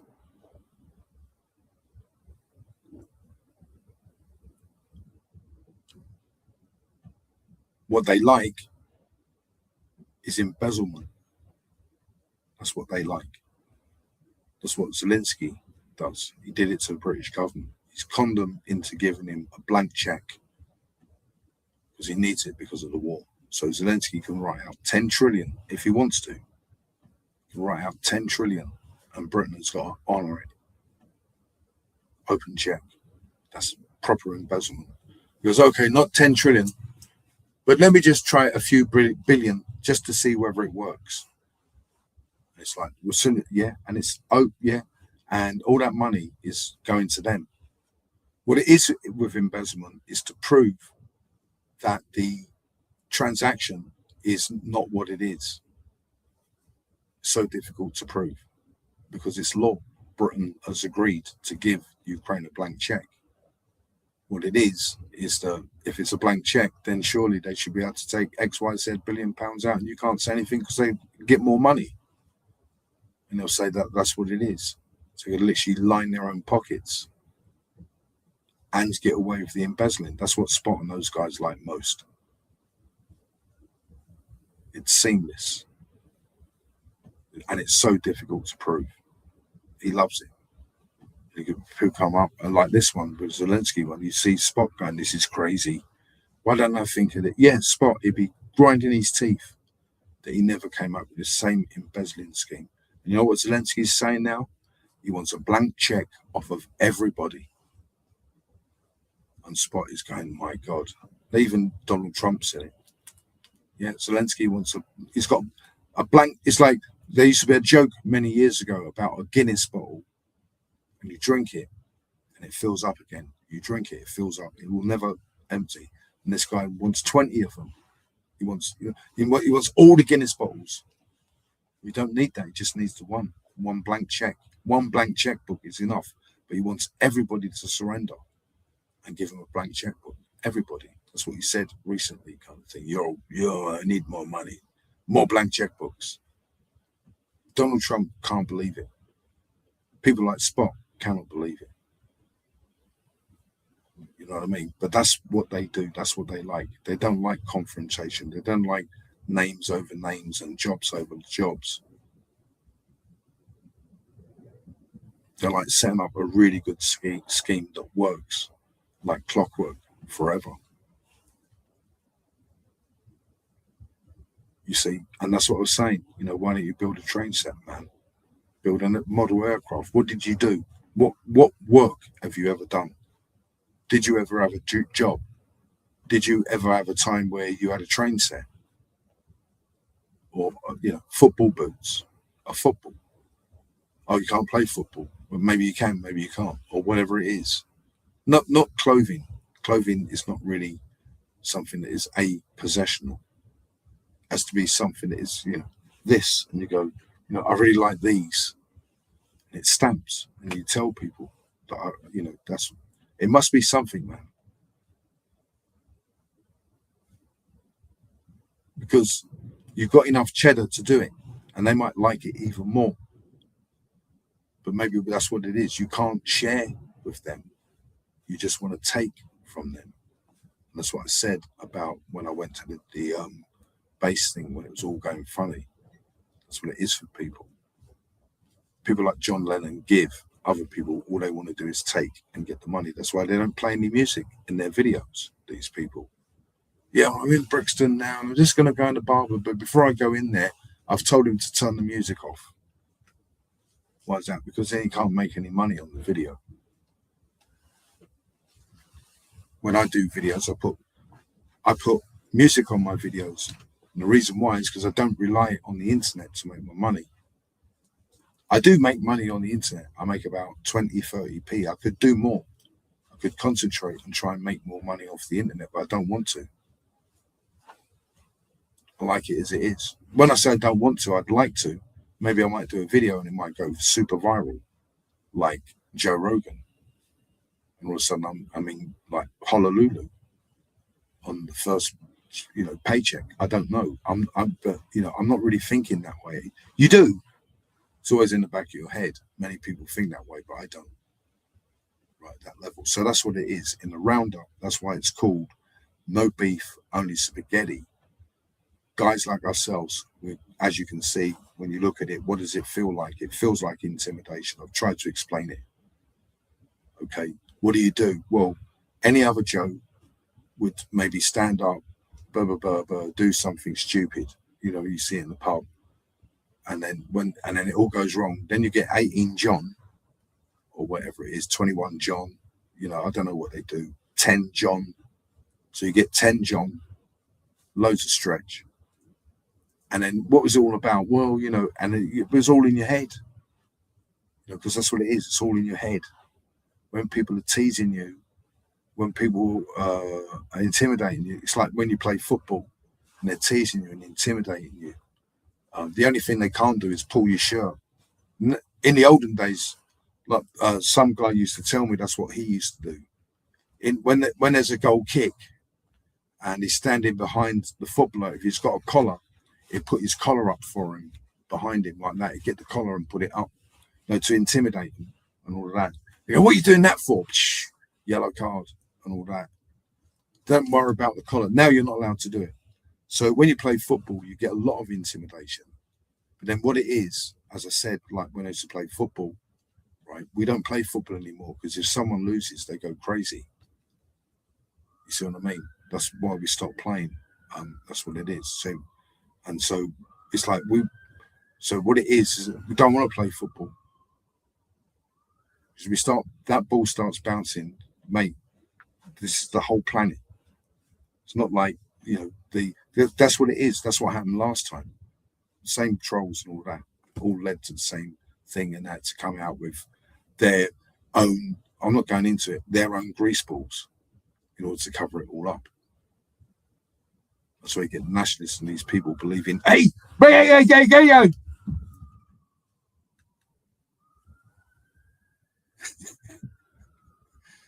he's actually laying on the mice, and I don't believe that. He was actually laying on the mice and going like that with the mice. So yes, so that's what it is. So instead of going through all of that,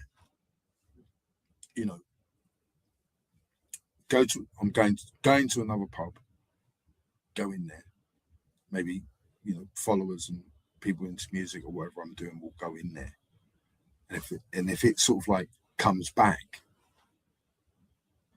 right, because that's all it will be, because obviously that's what happens sometimes, because I want to, do, some talking, maybe, okay, can I talk? Well, maybe I should start talking a little bit more than what I am talking about. Because remember, none of those guys have ever said that they were there. They're everywhere else apart from there. And even the old internet, they said that they were there. And then they couldn't name anything else.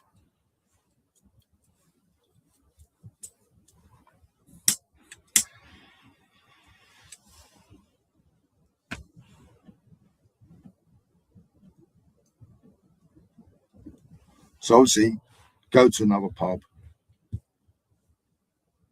or get out of that environment.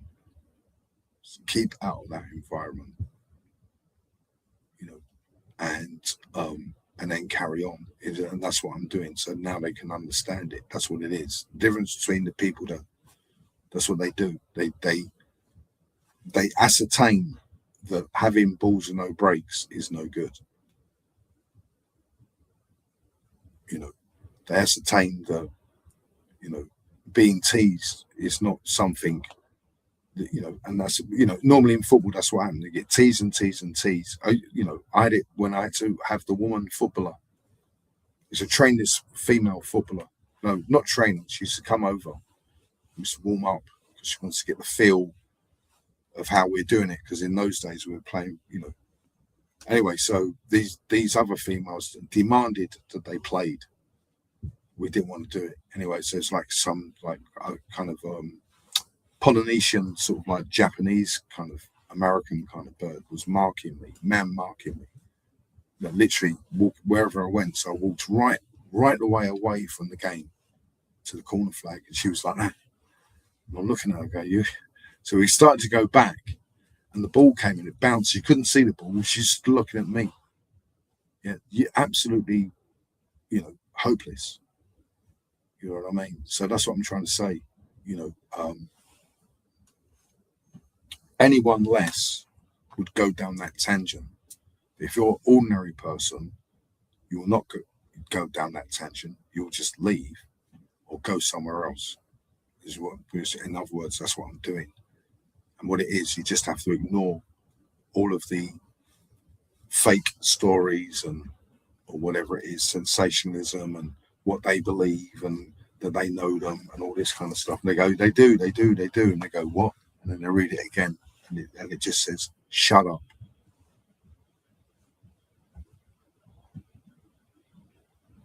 It does his head in.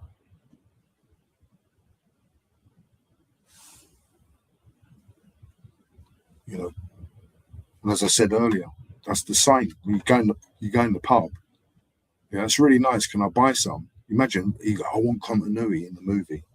That's really nice. Can I buy some? The whole pub goes quiet. I'm not going to go into the second part of the continuity, but basically they're basically saying, what do you think we are?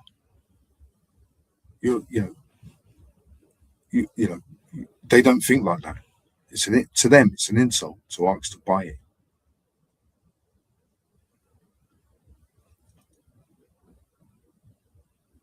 That's really nice. I'll buy some. And what do you say? Well, I'll buy some. And they literally go crazy. Get out. Whatever it is, or remind them, or whatever it is. Not in any of the books, again. Not in any of the documentaries, again. Not what they heard, again, because it's not coming from what they heard.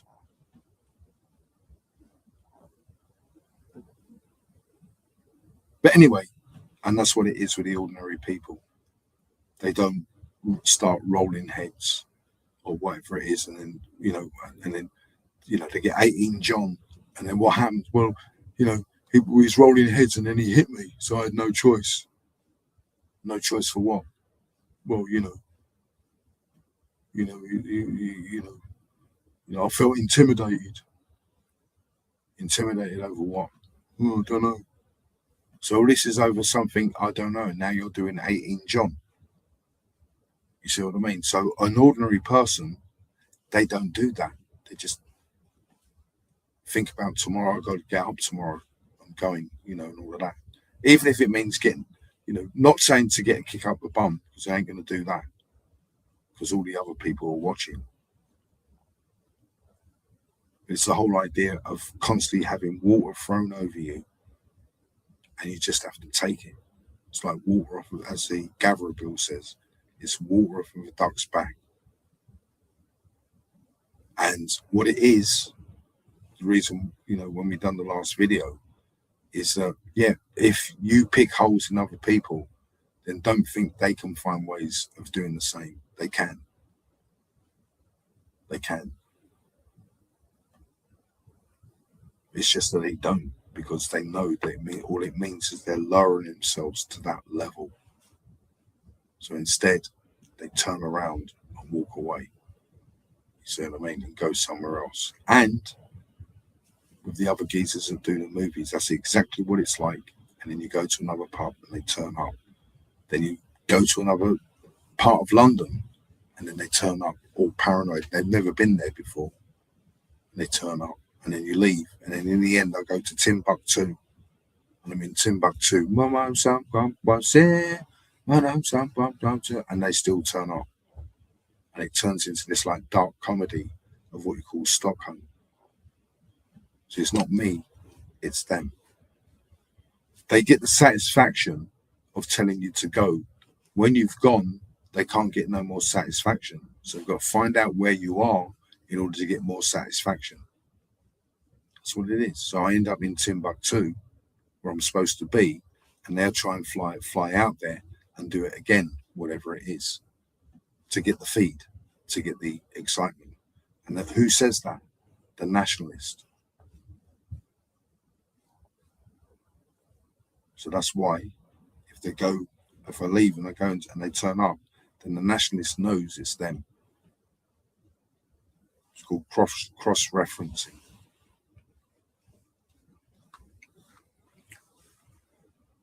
So I'm looking for a lighter. I have finished on this, and obviously I do feel sorry, because what it is in a sense is that is a think of it as like Fran. You see Fran, she's playing the bass, and you ain't seen her clothes. She's got clothes and plays football and all of that, and then they start going like that, and she gets ill from it. Don't like it, and they go on and they say, "What are you going on about this when you don't know anyone? Who are you?" You see, like crackheads like that, and they're all like that in a ring. Because all the other people outside are gatherable to them. You're gatherable to us. You are gatherable.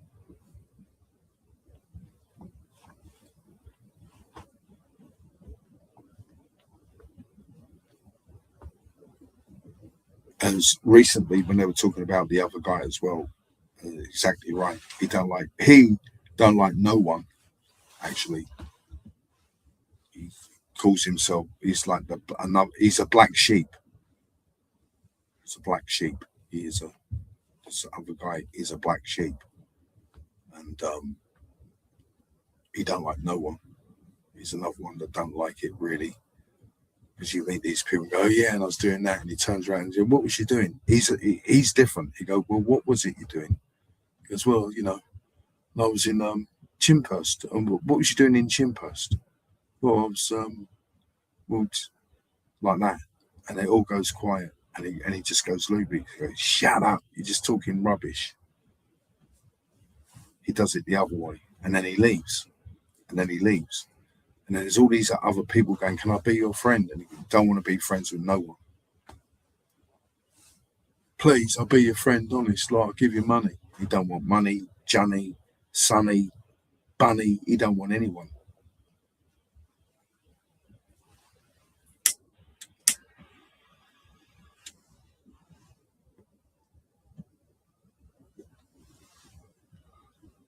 So that's it with that, really. As I said, it took hours to get it through my head because it's very easy to just tip up the apple cart and just let them know. You just done small things. The other guys, what? Yeah, none of them ever went to this pub. No one has ever said, "Well, I used to go here." No one. And on the old internet, that became the main argument. The blue coat boy.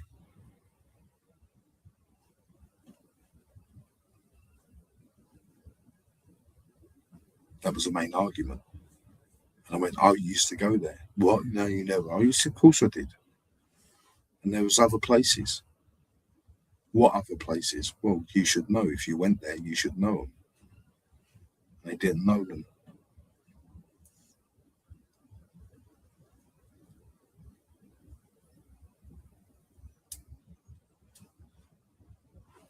Some of them are in plain sight, actually. It's just you don't see them. And yeah, so it was like a circuit. Wasn't just there. There was a few places. And again, one of the things that was going on for people to understand this, there's a tall building in the city of London called NatWest Tower. It was the tallest building in Europe, bare minimum, the tallest building in Britain. It overtook the post office tower, easy. And some of those guys were the very first guys on £10 a day. £10 a day. You think, what? Yeah, that was really big money back then. So we knew a few people that were working on there. So we started to see the area. It was an area to go, the city. And you've got City Gatherer Bill. People forget about them. The City Gatherer Bill, they got their own laws. And I went down there not long ago, a few years back. I went back and I couldn't believe it. And the Gatherer Bill station, I don't know what they call it, Liverpool Streets, the old bill, I don't know what they call it, still there. It's the same building. Couldn't believe it. But I'm pretty sure they went, look, who's turned up? And they've got all these young Gatherer Bills going, who's he? You know, oh, blooming hell. And they get out the report, 1976, da-da-da-da. Wow. So that's 50 years ago now. 50 years ago. And as I showed you in the Google Maps, there's a pub on the corner. It's called Dirty Dick's. I thought it used to be called Spotty. It's dirt. And that's where the East End starts. There. That's where it truly starts. Past Middlesex Street. And the other place I was trying to find it, or trying to locate, because there's all these different places where it was. And so one of the places where I couldn't really find it, because that's where we used to walk to. We used to walk to here and then went in the place in there. You know, and no one else has ever said that they were there or ever knew, even mentioned it. I only did it, I'll have a look, and it came up on YouTube. Oh. And then you see it's from the BBC, and you see it's a video from 1976. And all you see is the Blue Coat Boy. It's kind of, you know, staged down. I don't even remember it like that. I don't even remember it like that with a flag. I'd have to be hypnotized to remember it. No one else has said it. No one else had ever said that. So, you know what I mean? So that's what I'm trying to say, that level. And that is 50 years ago. Oh, I was doing this, I weren't there. No, even if you weren't there, you weren't there. I know there's other people that are doing all different things, weren't they? But and so there's all these other parts. And the other guy came on and he left, because that's why he left. Not supposed to go on the internet. So when he left, he was probably really upset. And then you might see this video or something and then realize that it is correct. That's what happens, because then you've got this line between the flappers and the real people. So these people are the flappers, basically. It's just, I hope, you know. Anyway, so it's over in that sense. And so what it is the cat has moved away. I'm now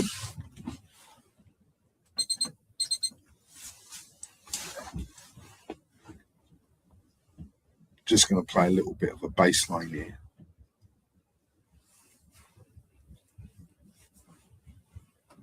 Just, I'm not really in the right key for this, actually. When I say that, my bass is tuned E flat for my tune that I'm doing, which is King of My Castle by, I think it's a Chinese group.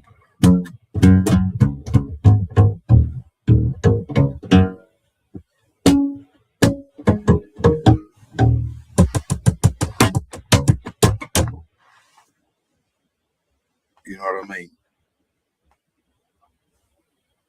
And anyway, so I was listening to one of my people that I subscribed to, and he was playing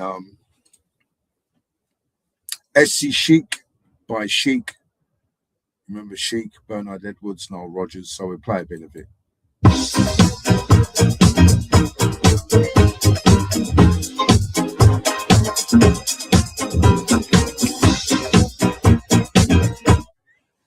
So this tune is an incredible tune. Um, the actual band Chic were incredible in those days. When I was doing bass and I was trying to explain it to other people about disco in particular, because obviously in America they just play funk or R&B. I don't know whether these guys actually, even in Britain, with Jamiroquai and all those guys, they didn't really understand disco. They thought everything was funky music, but really what it is that there was this huge disco thing, and these kind of tunes were these disco tunes. So what it is that disco is slightly different than funky music, slightly different. With funky music, you've got this sort of like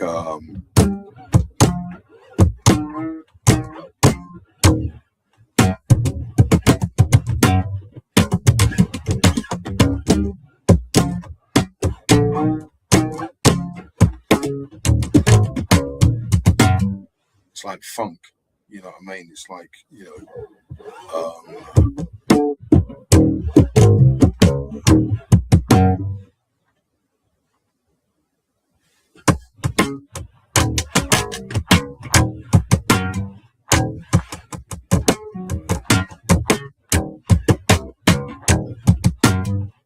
it's all like bam, bam, down, dum, bam, dum, a down, a bounce, bounce, a down, bounce, down, oh, oh, down, bam.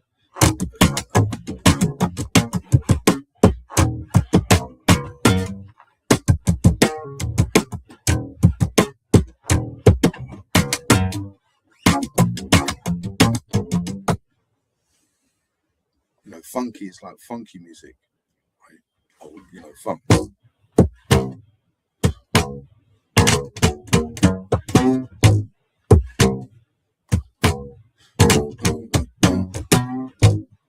It's like funky, yeah. So disco is not like that.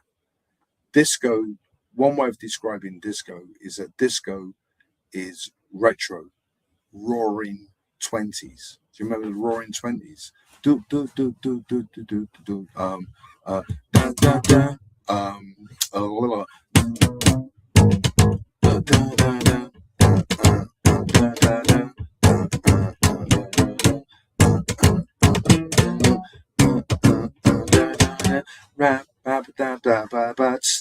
da da da and what it is, it's got that St. Louis march to it.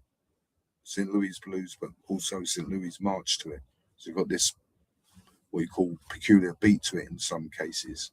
So what it is with disco is that it has the symbiotic hallmarks of the 1920s, the roaring 1920s.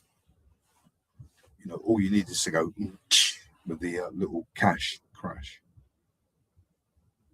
So what it is with disco, it has that feel to it.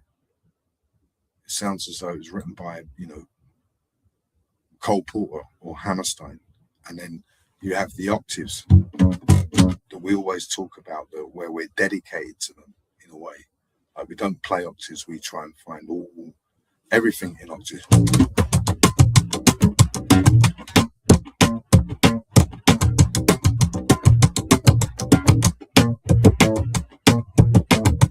We try and get everything, as much as what we can. Everything, anything we can find.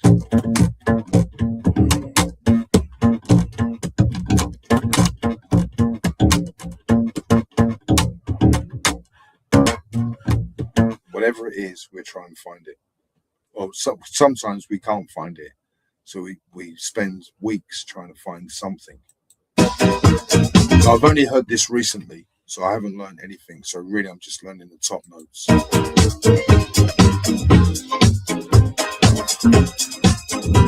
So the bit that's really nice is the Sherlock Holmes walk.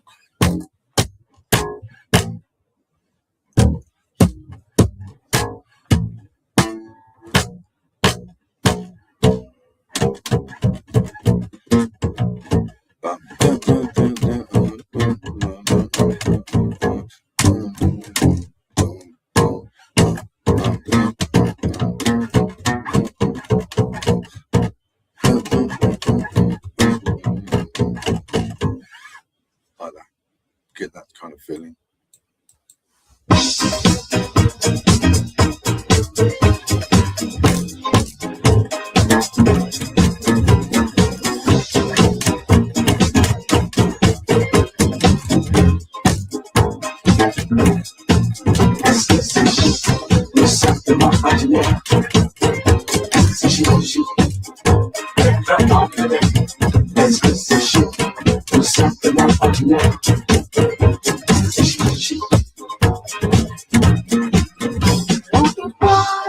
So what it is, I haven't got the skip.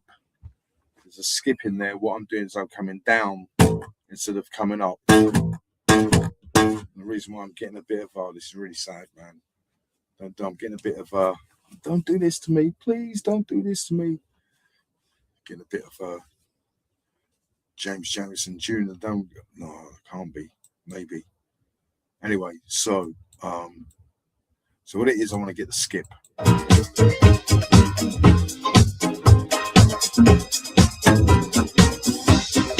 So I might try it down here.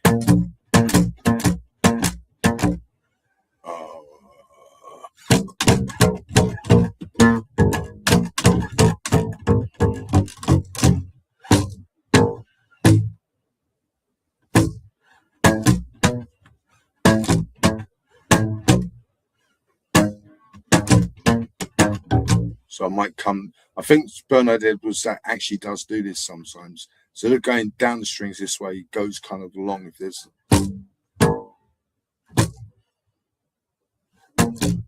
So I've got to get that kick. So I'm going to try and come down the strings here to get that kick.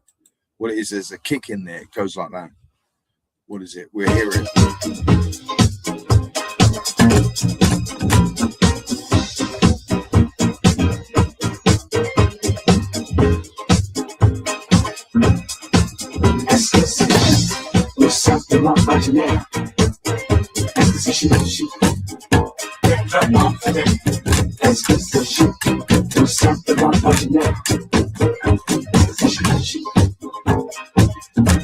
I've done it again. It's a bit of a problem here. I've got a bit of, remember, I'm not in the right tuning.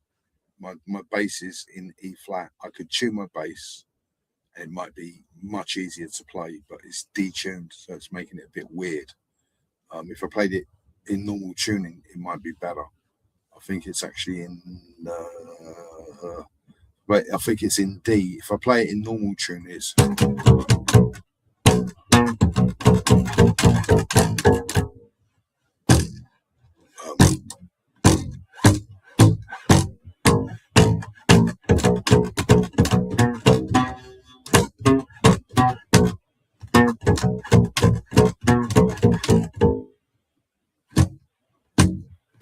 So it'd be that.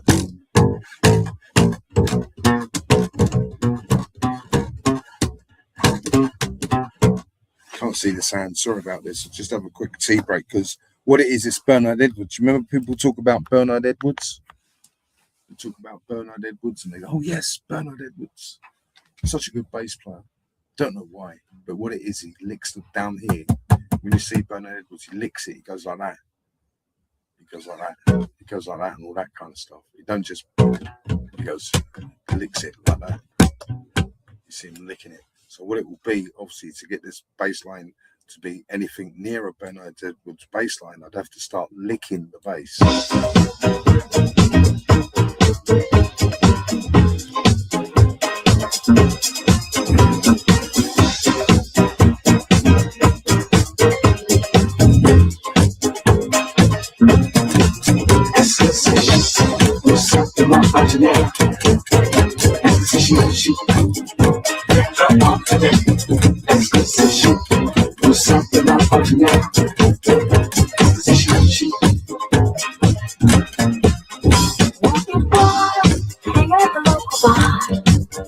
Will she ever be a star and ride around in a fancy car? And hope I steps of things like birds and diamond rings.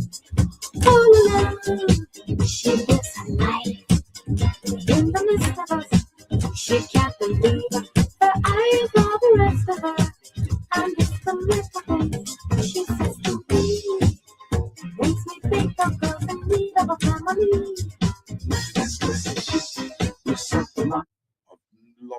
chorus a bit, but I'm still not happy with the verse.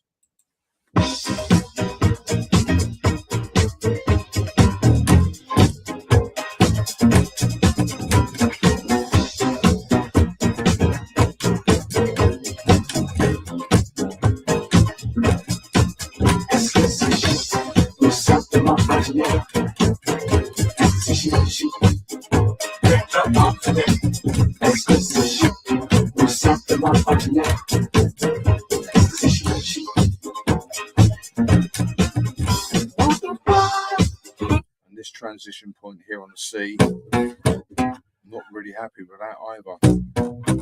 But it is there.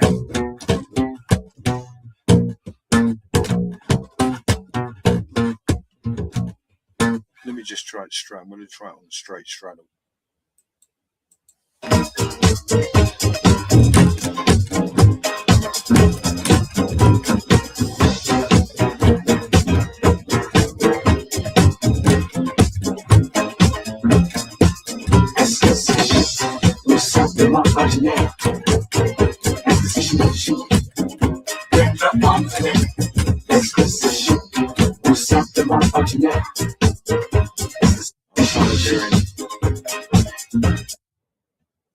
Oh yeah, this is the other thing about it, right? When I was saying this a few years ago about disco, and it has this kind of French chargeur du fer.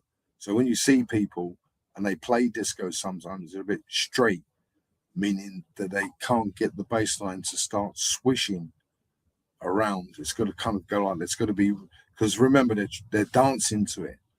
So when you see guys on the internet and they start putting triplets in, you can't really dance to that. But what it is, if you listen to it or listen to it to a certain degree, you're starting to hear Bernard Edwards doubling up in certain places on the bass line.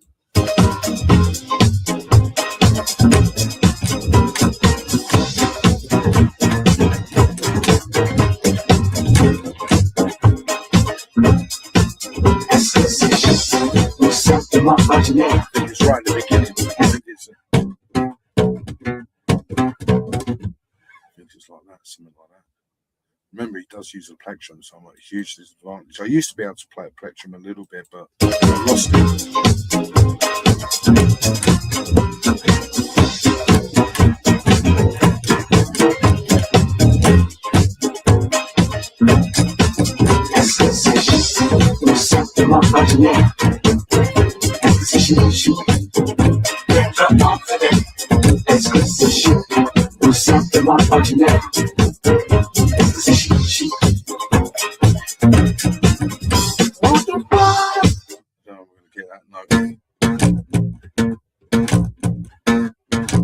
Try and swap it down to what I call a reverse octave. This is what you call it. This is an octave. This is a reverse octave. Jacko sometimes he does it as a chord. He does it like that. I do it too, but as two notes, it's an octave.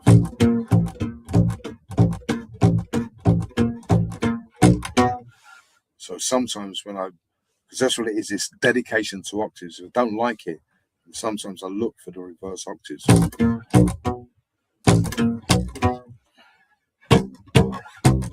If it's too far, I won't do it like that.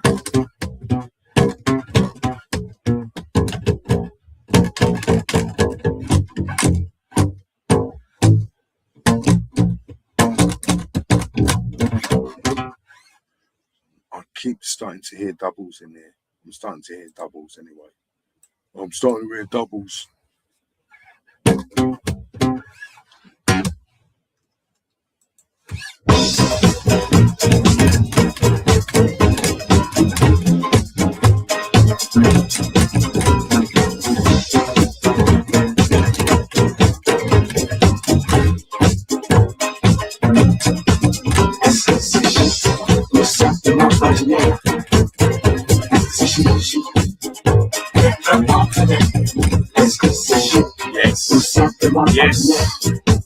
Yes. I think one of the first times I did this was with Jamiroquai. It's where you get the twist.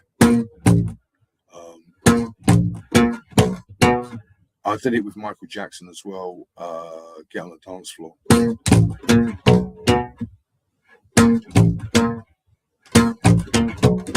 Or, so this will work.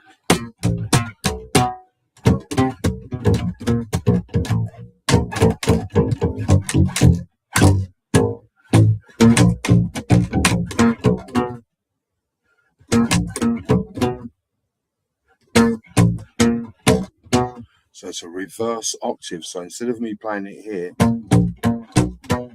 it's not happening. But when I do it here, it's happening. It's happening. When I try to explain this to people, according to guys like James James and those guys, but not necessarily, but in that kind of understanding, is that the object is the bass player is trying to find a way of avoiding playing the octave. It doesn't want to play the octave. It wants it to sound like an octave, but not an octave. That's the object, one of the objects of it. So if you can't make it, if you have to play the octave, then sometimes if you can do it in such a way where it doesn't look like the octave or feel like the octave, well, then that's part of the thing. So that's what's happening. I'm playing the octave, but according to the rocket science of a bass, I should be playing it like this. Or should be playing it like that, but instead I'm playing it like this. So it's completely different. So it means I'm trying to avoid playing the octave here. I could actually go, which is something else I do. That's what I actually do. So I could actually go like that.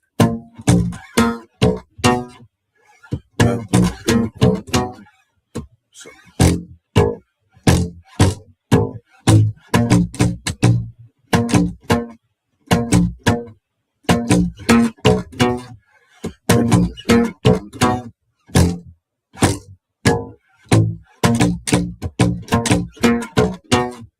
sounds really good, but what actually starts to happen, and when we think about guys like Bernard Edwards, I don't pick one, I use all of them, as many as I can find, and then I've got a bass line that is moving without moving, so I can have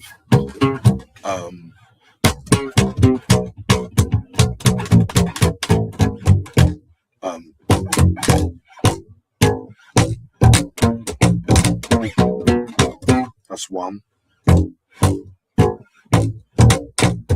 Okay.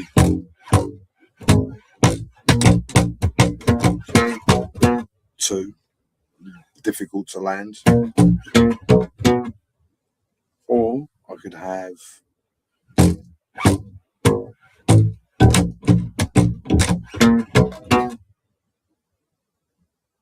so that's what starts to happen. So instead of going, oh, I could use that one, I could use that one, use all of them. Or I try to use as many as possible. If they don't work, then they get eliminated. And sometimes the hand starts moving all over the place.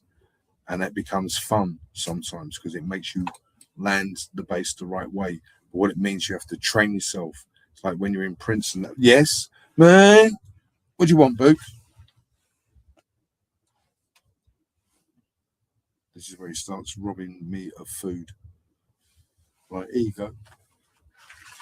I've had it. Well,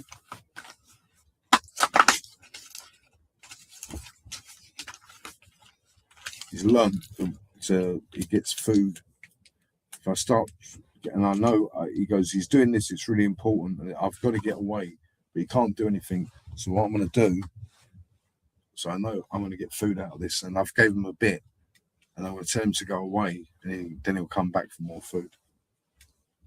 It's not horrible in that sense because he gets the food, but what it is with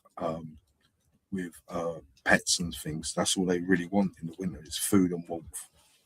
Sometimes both. He gets both. But I'm playing live now, and he knows it. He actually sat on the mouse and tried to, move the mouse. That's how intelligent the cat is. Yeah, so this is one of my old friends on the internet. You know, obviously, to see the reality of a person 1,000 miles away, more than 1,000 miles away, 10,000 miles away, and how they are, what it's like out there. When you check and you find out, you know, there is no equivalent to Bootsy in the United Kingdom. There is no equivalent to George Clinton in the United Kingdom. We've got a few guys out there, but we haven't got anything like that over here. You know, no Bootsy's over here. There's no, you know, I know you've got bass players, you know, oh yes, I know Bootsy, but you've got no one like Bootsy over here. You never had anyone like Bootsy over here. Never really had anyone like George Clinton over here. Saying George Clinton over here. Never had any of that really. So that's what it is with Bernard Edwards. I've got the bass line. Yeah, I've got the bass line, but just like King of My Castle, I found 12 different ways of playing the same bass line. And I'm not happy unless I can play them in the sequence that I want. Normally, people just play the one bass line. I don't. I play 12. You can't tell the difference until you see the bass player playing it. You go, what's he doing that for? All the other bass players are going like that. He's going like this. Because I found a different way of playing the same bass line. So what we tell people is that this is what we believe in people like Bernard Edwards. We're not saying it's true, but that's how he inspired us. And we get it from a documentary that I've not seen on YouTube. It was when they were starting, when I say he, when they or he was starting to produce British bands like the Human League. That's when I met the Human League on the train, because they done a record deal with Bernard Edwards. And the reason why is because something went wrong with a funk band, apparently. A deal, I'm not quite sure, I've probably got it wrong. When there was a British band and they'd done a tune, and when the American guys heard it, they didn't like it. So the American guys decided to write a pop tune. They were writing a tune and they gave it to a different British pop band instead. So they were writing music for British pop bands. And there was like a documentary on ITV or Channel 4 many, many years ago. I think it was in the 80s. Could have been in the early 90s. And they were talking about, and there was a British musician, and he was talking about Bernard Edwards. This is when Bernard Edwards was still alive. He said, Ian, I listened to the tune, and every single bar, when he produces it, is different. Every bar. There's not a single bar of music that is exactly the same. And you literally got to get a microscope out sometimes to hear the difference with Bernard Edwards. It's so slight, you don't even notice it's there sometimes. You can't hear it. It's not a loop. It sounds like a loop, but it's not. There's something that's going on that keeps that bass line alive. And that's, I think, is the property that Bernard Edwards, because that's what he said. He goes, what do you think about Bernard Edwards? He goes, well, I went in the studio and every bar of music is different. And everything, the guitar, the bass, everything, piano, no one plays the same thing over and over. He made sure he produced it that way.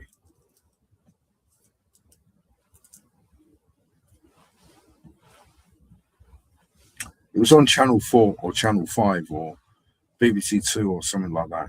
It wasn't on ITV like the main news. It was on one of those side TV shows. And it was British pop bands.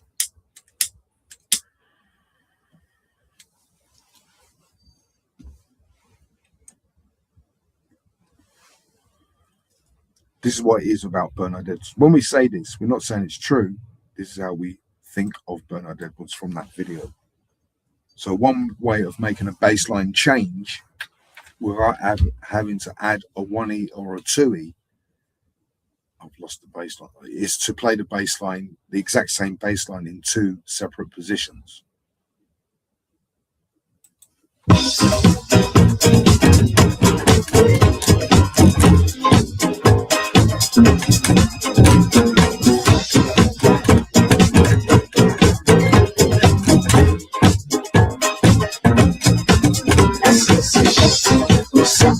ordinaire. Exquisition. Vraiment avec exquisition. Tout simplement ordinaire. Exquisition. Walking by, hang at the local bar. Will she ever be a star? Run right around in a fancy car. I know what's best of things like birds and diamond rings. All alone, she lives her life in the midst of us. She can't believe her eyes are the rest of her. I miss the little ways she says to me. Makes me think of girls in need of a family. Something ordinary. So it's sort of like I wanna dum dum dum dum dum dum dum dum dum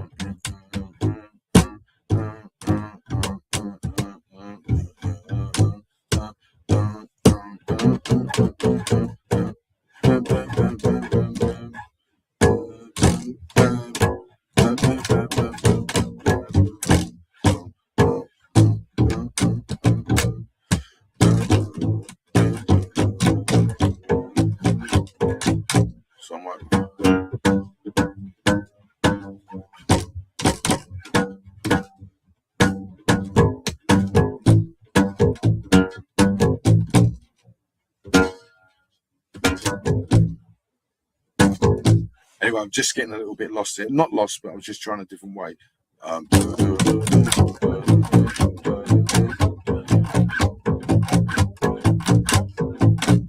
That's at the end of it. So you got, I got a disco, I wanna buy. I got a disco, I wanna fly. I want a disco.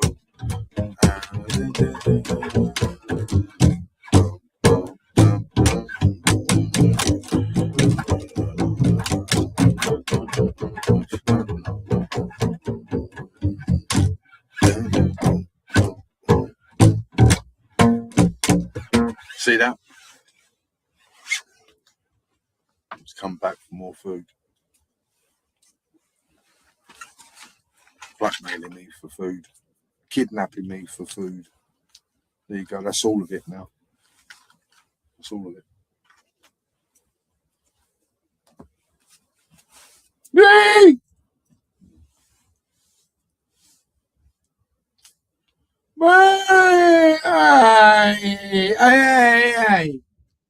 Hey! Hey!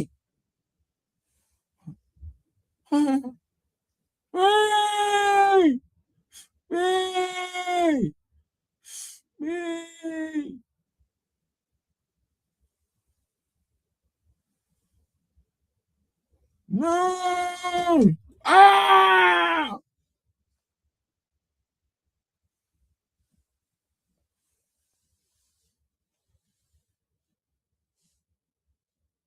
He knows it's a double con,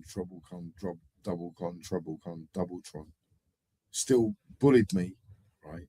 And then got the food.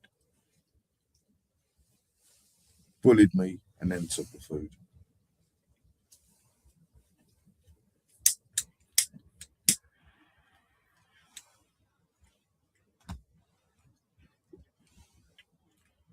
So the real, well, not real Sherlock Holmes, a Sherlock Holmes. Sherlock Holmes plays the violin, describes one of the most classic bass players of all time in this violin kind of atmosphere, looking at the bass line and then talking about it in the sense of learning. Instead of just playing it, then learning.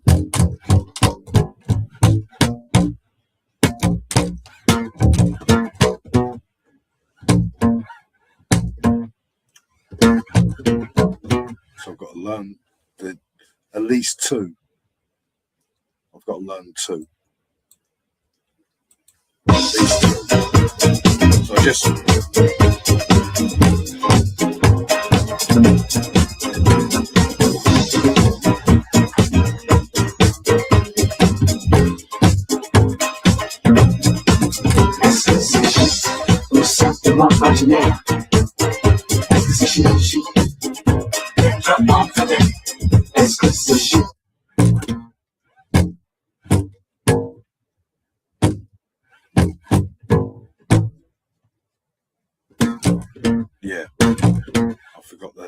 hiccup because I was still going straight. So I forgot that, the hiccup.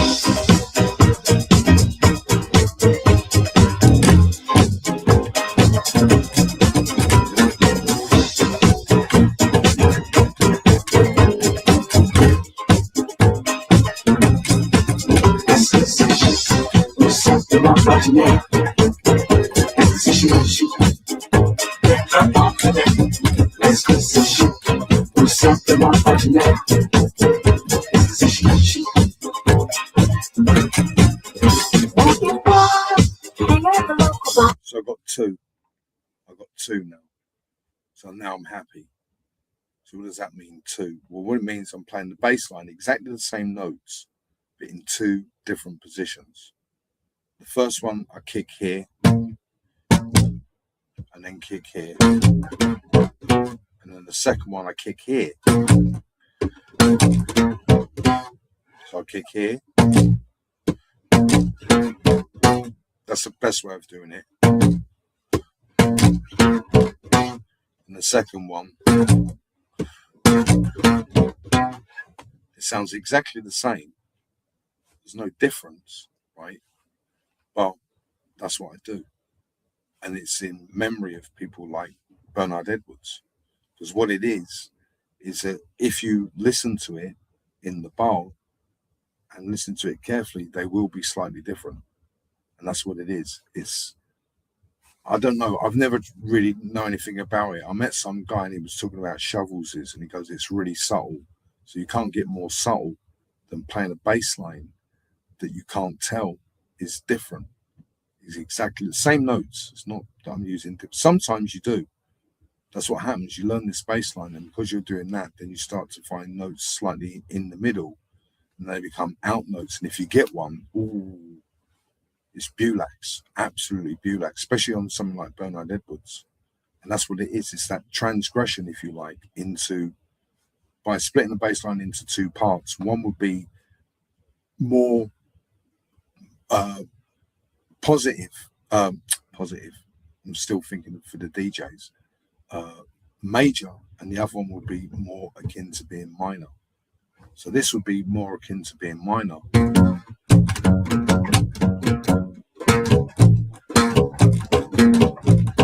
And this one could be more akin to major. And that's what starts to happen with music. When I first talked about this, like guys like Scott's Bass Lessons were going, what's it, and then they found out that's what happens. Is that composers, they split the minor up, and by splitting the minor up, one minor becomes more major and the other minor becomes more, or the other minor remains minor. So by splitting the bass line up, then you pejoratively are now bringing in, like it is for Run for Cover. Like you can play Run for Cover, that's major, that's minor. You can't hear it, but it's there. If I wrote the score out, that's what it would be. One beat bar would be in major and the other bar is in minor. You can't hear it. Yeah.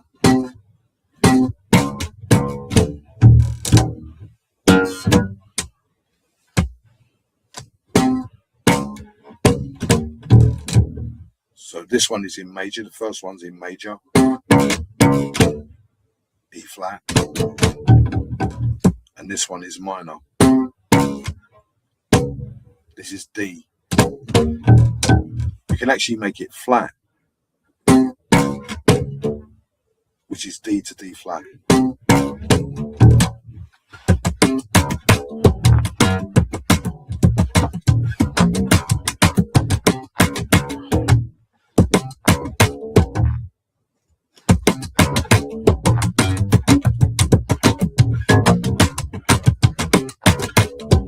Making it flat,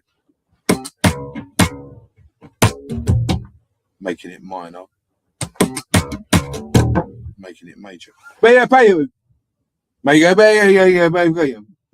gave you the food so you can sit over there. Yeah. Yeah. Mate, yeah. So even in Run for Cover, you can turn Run for Cover into being flat, neutral and sharp, and no one else does it. I don't even know whether Marcus does it, but it's there for the taking. And what it is, and if you're doing a super production and you want that sleight of ear, well, then that's what starts to happen.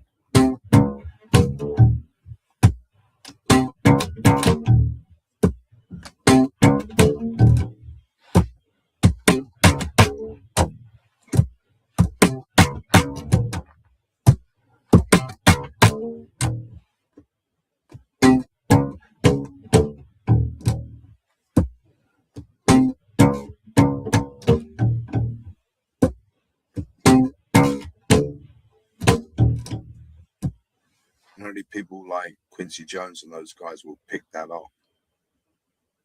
I'm not saying that's true. I'm just saying, this is what we've been shown, and that's what it is. In order to find it, that's what's, the basis of it is to split the bass line into two different ways of playing it. And then what happens, you see that if I'm playing it that way,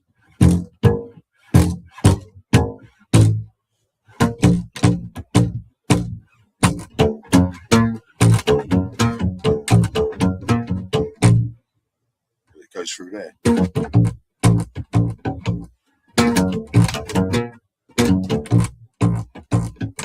If I play it here,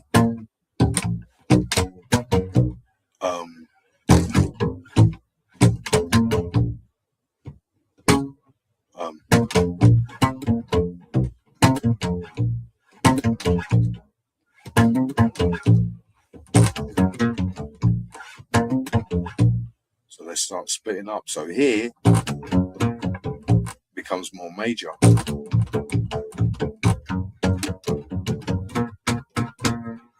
So one of these notes could be fitted in. I'm not saying they can, but that's what starts to happen in the brain when you start thinking about it.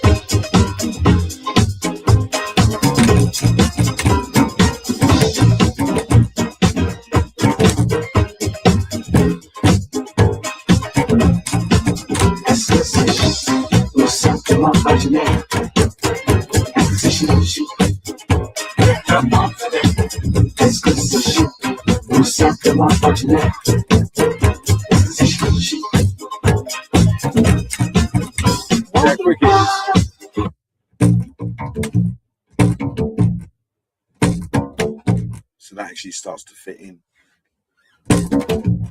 So that's one. So this must be another.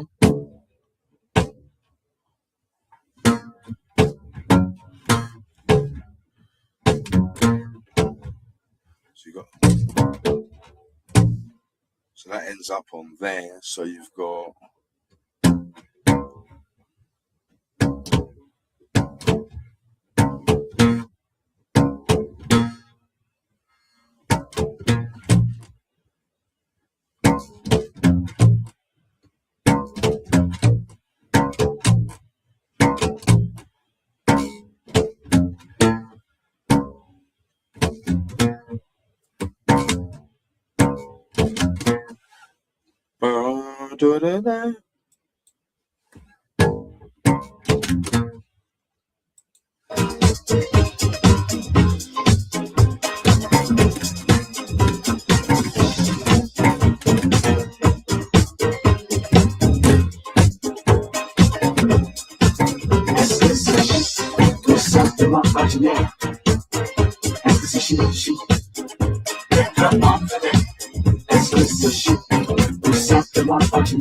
can't land it.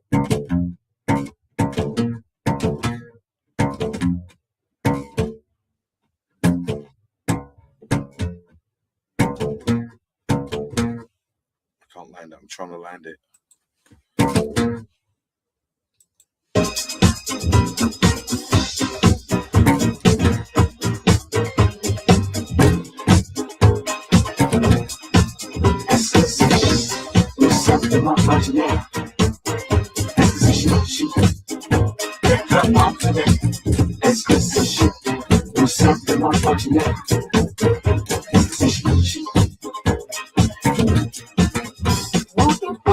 So I'm starting to get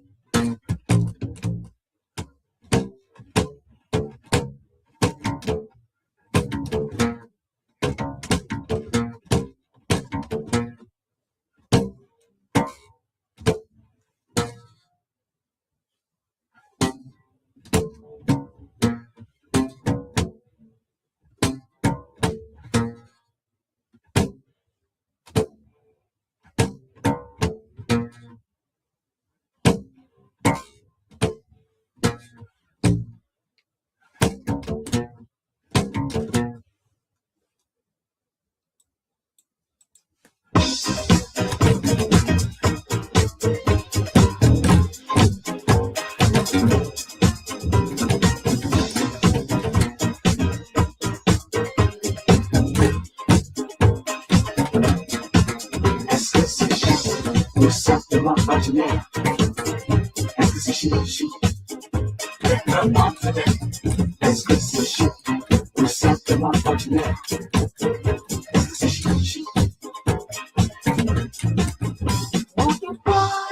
it a bit hard.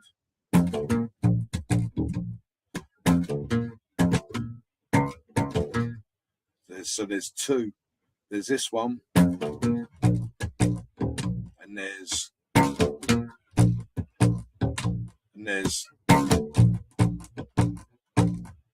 so there's 1, 2, 3. So there's 3 there. So I've got 3 things there. And then I've got, obviously, so I've got those as well. So now I've got a jam on my hands. I've got all these different bits to see where they fit. And it's the same bass line. What it is, I found all these different ways of playing the bass line. Now I'm finding sleight of hand where I'm slipping in a bit of harmony. And the reason why I could start slipping in the harmony because I split the bass line. It's like you've got a bass line, you split it in 2. This one becomes closer to being major. This one becomes closer to being minor. You look at this one and you start getting the minor notes and they're kind of ras. On this side, they're still the kind of same. They're just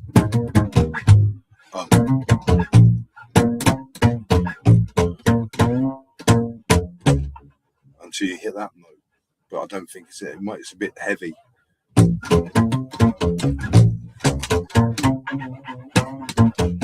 It might be there because I put it in Jamiroquai. You put it in slight, so you got all these different bits.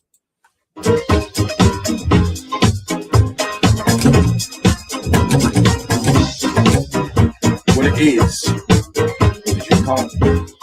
you can't hear this bass. It's really, it needs to go to the shop thing a little bit. It's really hard to get the right level with this bass. What it is the E string is really loud and the rest of the strings are really soft. So when you turn it up on here, it sounds really, really good. But when you play it down here, you can't hear it.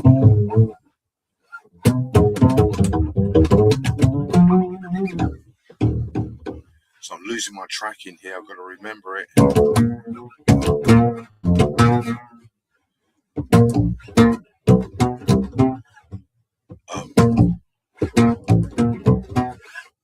Right. So we're getting little bits. We're going to get really lost.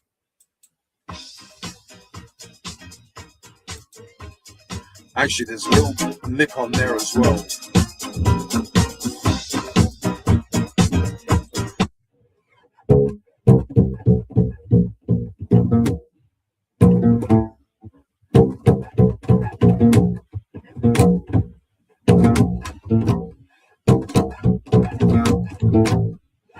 Notes on there.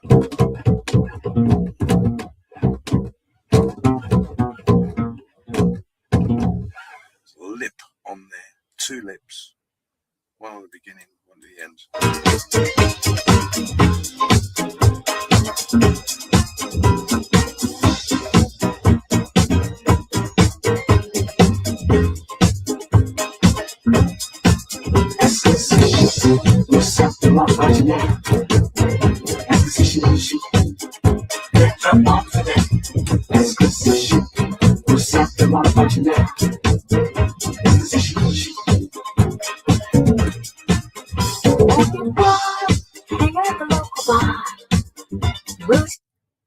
A little bit more. Get these.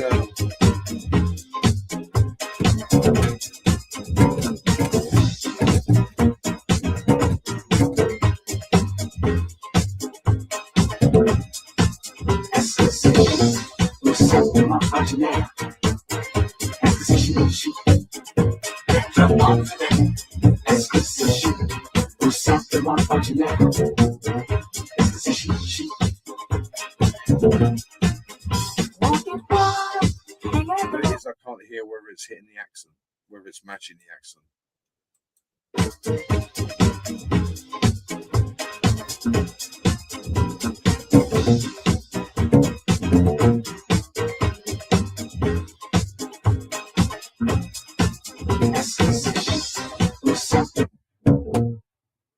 That's going on. It goes dang, bang, dang. So it's going on.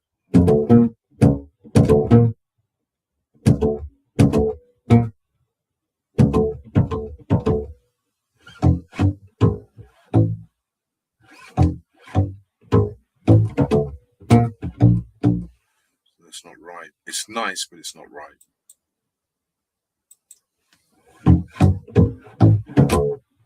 So I've got to see if this will match. It's not matching.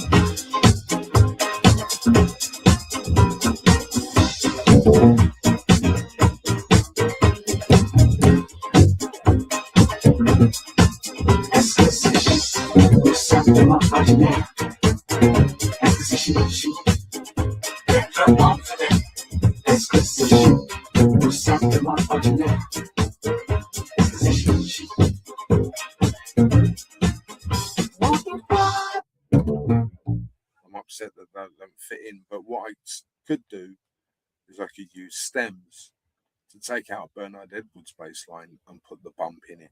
So I can make that bass line bump over.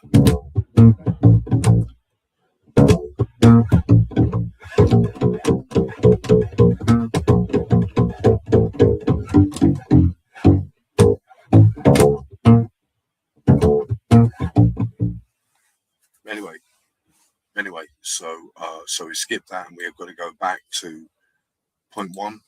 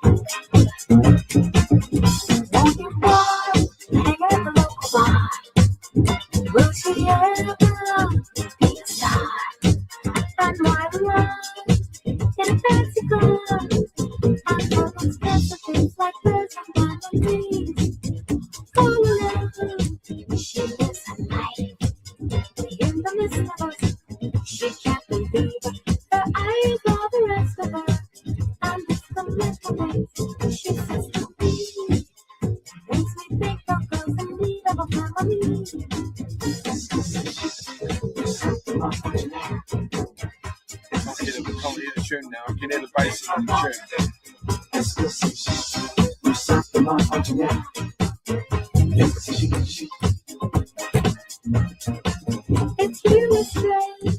Every time I hear her name, will she always be the same? Just keep the light in such a day. You should see her, she's such a crazy day. Every night it's the same old dream. Rehearsing lights for tomorrow soon, but it's real in the morning, babe. I'm just a little late, and she's just too busy. Makes me think of girls and feed our family.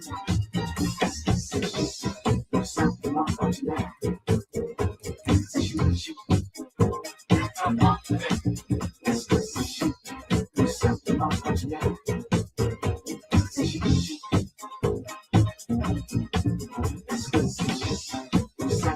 tonight.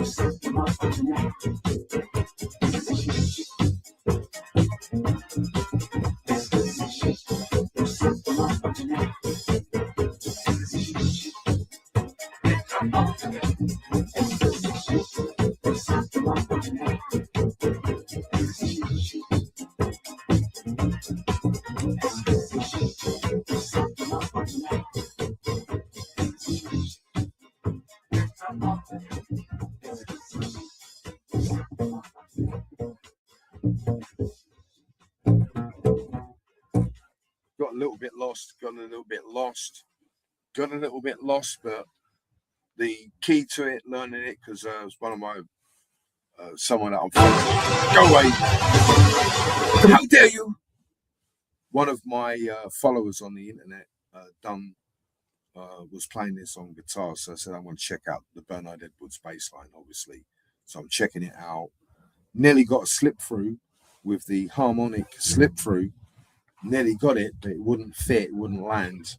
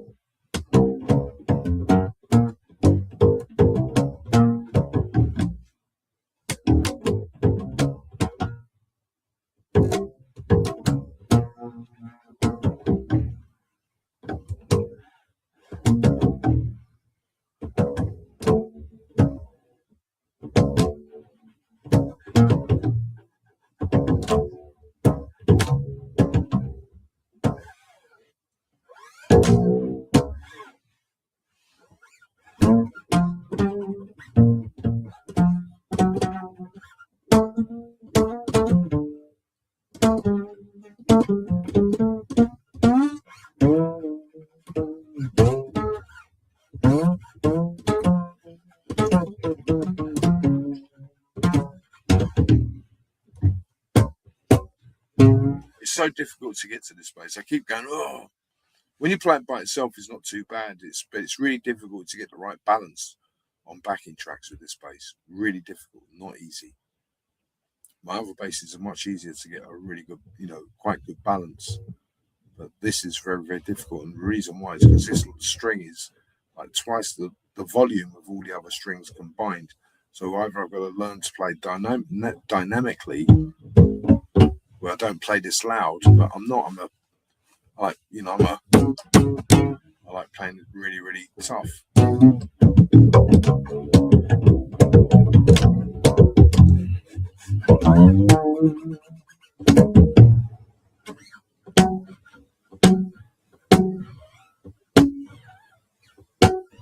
It's not doing it now, look.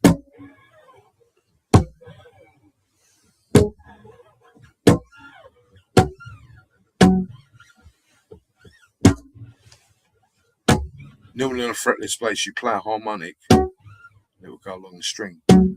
There's no more. It's gone. It could be to do with moisture.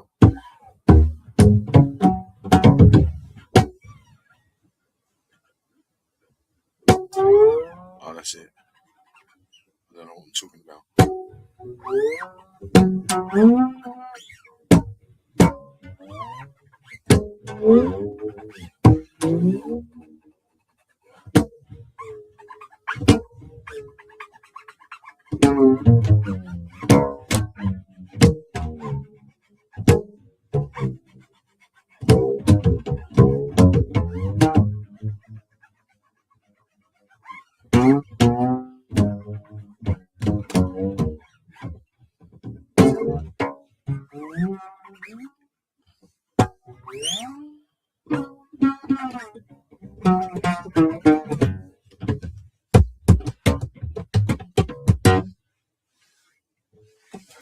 Right, I'm going to have a cigarette break. No views, doesn't matter. That's okay. Check the time. Time's not too bad. So tomorrow I'll be doing another video for somebody else. Not for somebody else, it's not the right way of doing it. I'm going to do a video. Not live, I'm going to do a photograph, show a photograph. 2 photographs I'm going to show tomorrow.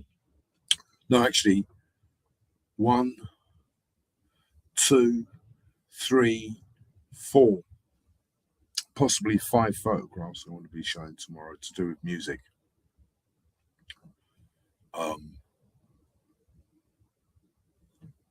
Yeah, very, very good. And obviously what I'll be doing as well is trying to get my first leveling together to try and get myself together for football. And I've got to literally seriously start as though I'm not alive. I can't walk. I've got a bad neck. I'm overweight. I can't run. I can't jump. I can't do anything. And I've got to start from there, guys. But so yes, no beef, only spaghetti. It's not that it's on the back foot. Is you've got to realise that that's what it is. The difference between, you say, ordinary people and not so ordinary people is that, they realise that they have other things to do than balls with no brakes or whatever it is, And so they realise or learn, whether they like it or not, is to walk away from it. Go to another pub where you can, talk in a different way without having.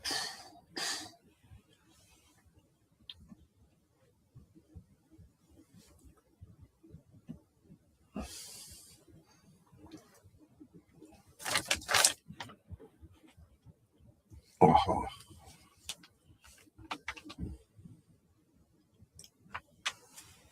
So, checking the time, it's too late. Too late now.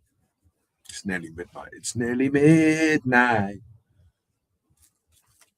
Wacko Jacko's gone crazy. I don't call him Wacko Jacko too much. Sometimes I do, but I do it in a friendly way, more friendly. Not really, it is friendly, it's just that to get to that level of music, really high beat. Like I said, you can't do it sort of like, oh, I just woke up, right, I'm going to do Thriller. You've got to be absolutely really on point to do it.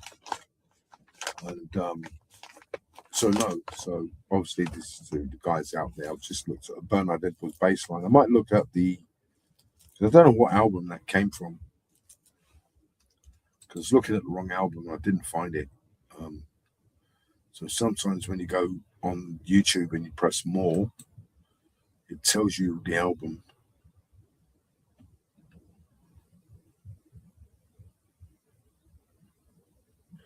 So it is on that album. I remember this album. When I say I remember it, I was there, wasn't I? I was right in the middle of all of this, man, really. Disco dancing. The beauty of water. That's how quiet that tune is. It's really weird sometimes. You go on YouTube and you get a tune, and it's not loud. And then when the adverts come on, it's like,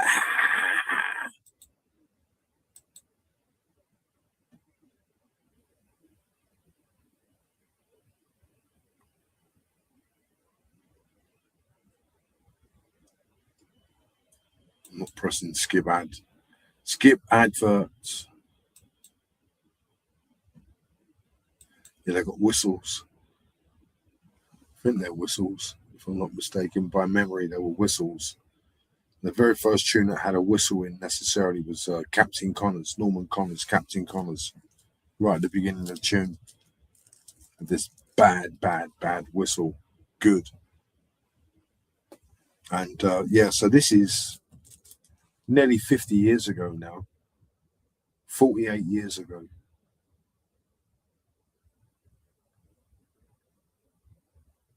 And what it was is when I looked for this, I was in a playlist and it wasn't in there. It's not in there. So I'm assuming it wasn't on the album. It was on the album. It's just not on that.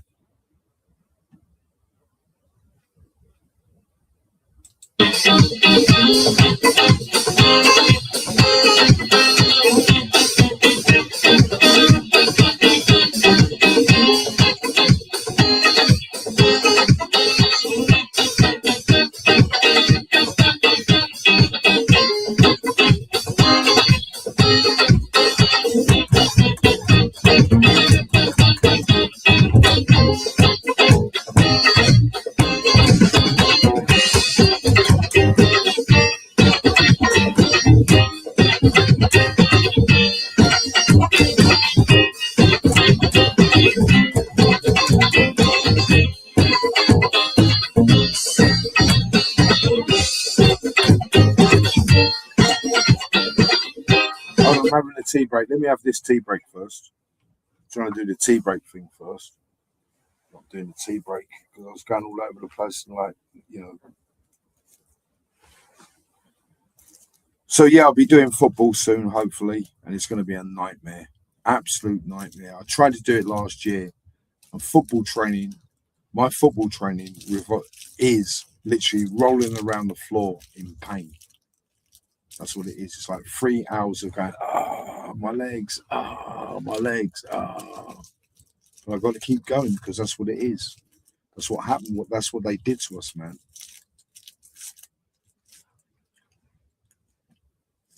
And I've not been able to do it. And that's what it was with the, if you like, the stress, if you like, to a certain degree.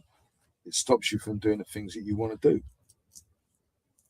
If you're being trolled or whatever. I know they won't see it like that, but that's what it is. You know what? Yeah.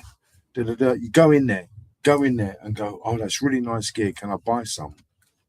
You've never seen that movie, have you? And the whole pub goes like that. And he goes, who do you think I am? Seriously.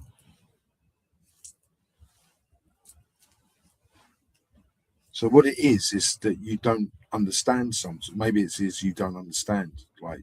Or maybe that's what it is. When the guy went on there and he goes, yeah, well, we did this, and he went, and now he understands it. Obviously, that's what it is. That's probably the reason why you have to be this side, because the other people, they've complied. Maybe that's the reason why they do it. That's what I'm trying to say. The state and the authority trying to go after people, and then inadvertently, we can't get them. Like in the movie, we can't get them. Right, get the wife or whatever it is. You got the wife like that going, "Shut up."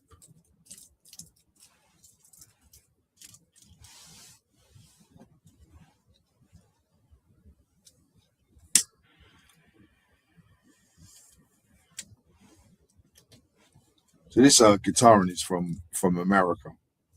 The guitarist. I've been sending texts for a long time, many years. I sent texts. It was me more than the guy. What it was is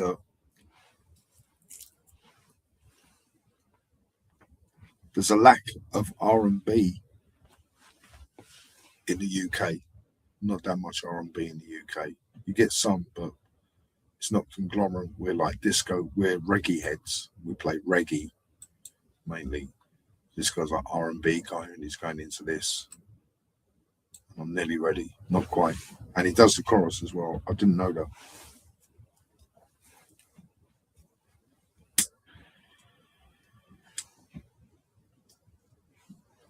It's not really like a chorus. It's like a anti-chorus or verse.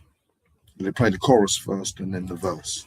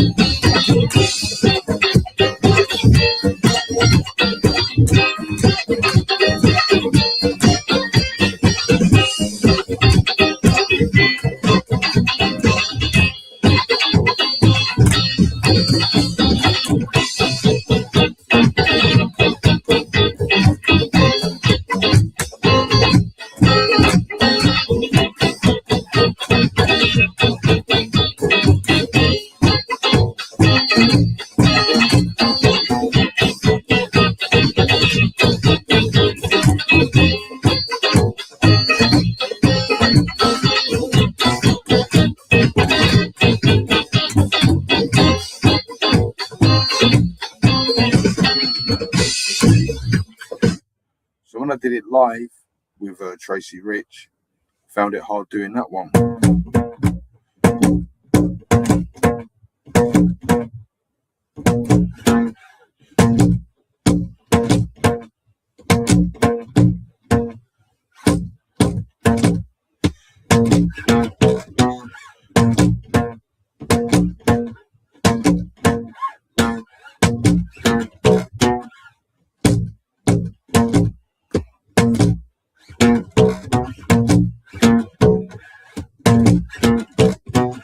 That's the bit I found hardest to do.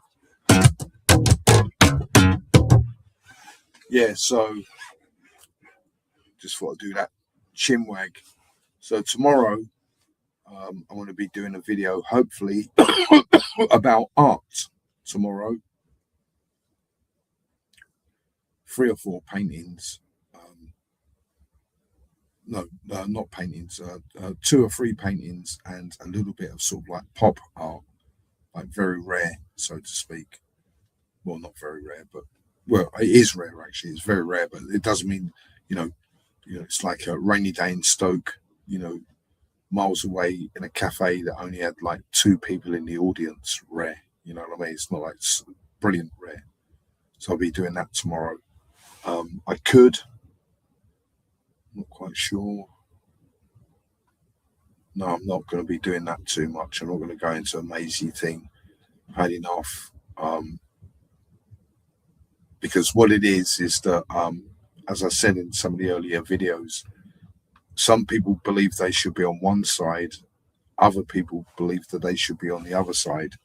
So what it is that will go on forever. Good and bad forever.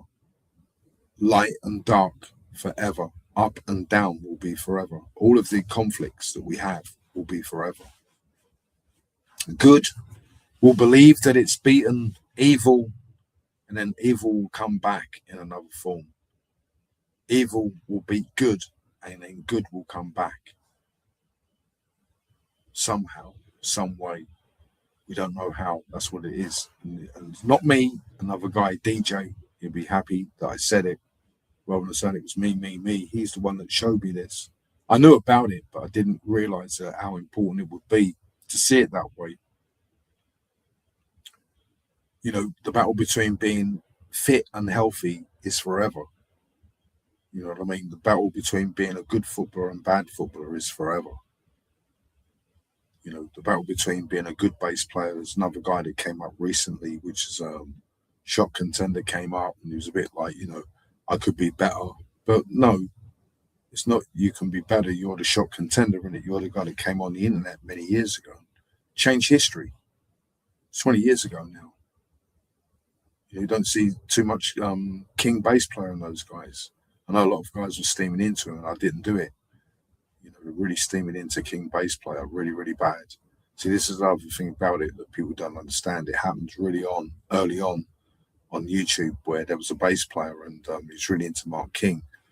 And, you know, I was a little bit late, only 2 years late, because YouTube started in 2005.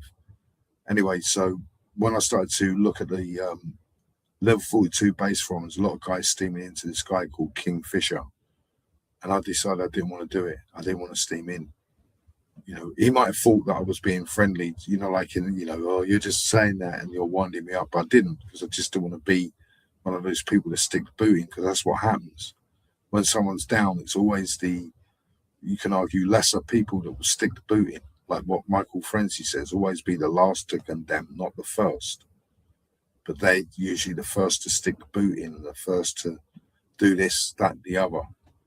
And, you know, and so, so you had another bass player on the internet many years ago called Kingfisher, and he used to gang up on him and tell him he was rubbish. And what it was with us is that we were the people that started to play like level 42 on non-level 42 instruments. Up until then, everybody believed that you needed to have a non-level 42. You had to have a level 42 bass to play the tunes. So we were the very first people to go on YouTube and play a level 42 tune, not on a bass what Kingfisher had, any of those basses. So all those guys that had the basses, you know, they're going, what? And then I think a Dutch guy did it. You know, so some Dutch guy, oh, that's very good, Osho. I think I play Mark King on my Fender bass. See what it sounds like. It sounds different. It sounds more, and that's what it is. It sounds more. It sounds different, bare minimum. You know, so up until we came on the internet, all the people that played level 42 played it on the level 42 bass. So people did steam into Kingfisher a little bit. I didn't do it. I was going to do it. I was there. It's going, yeah, you know, but that's what it is about, you know. You know, it can be really hard sometimes being a musician. You know, if you've learned the bass, try to learn when you're older. It's really hard to learn. Really hard to learn. If you're like, I'm trying to think the last person that I met. I'm trying to think.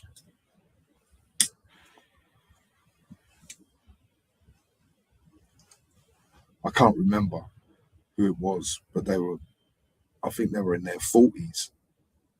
Or even in their 50s, and they wanted me to teach them to play bass. And I said it will be really hard for you to learn it. It's like the older you are, the harder it is to learn. You know, like when you see people and they're overweight, even like me, I don't play football, and I should be. I used to play football all the time. I stopped, you know, but you know, you got people and they're overweight, and it doesn't matter what they do, they stay overweight or even get bigger. when they try to lose weight. Well, it's the same thing. You go through the same process, the negative process of laboratory. It's like learning knitting, and you realise you've got to make a whole jumper. You go like that for days, and all you've done is a collar, and it's no good. So that's no good. Look, it's all no good. You've got to do it properly like that. And you go, I can't do this. So music, the older it is, but it doesn't mean to say you can't learn.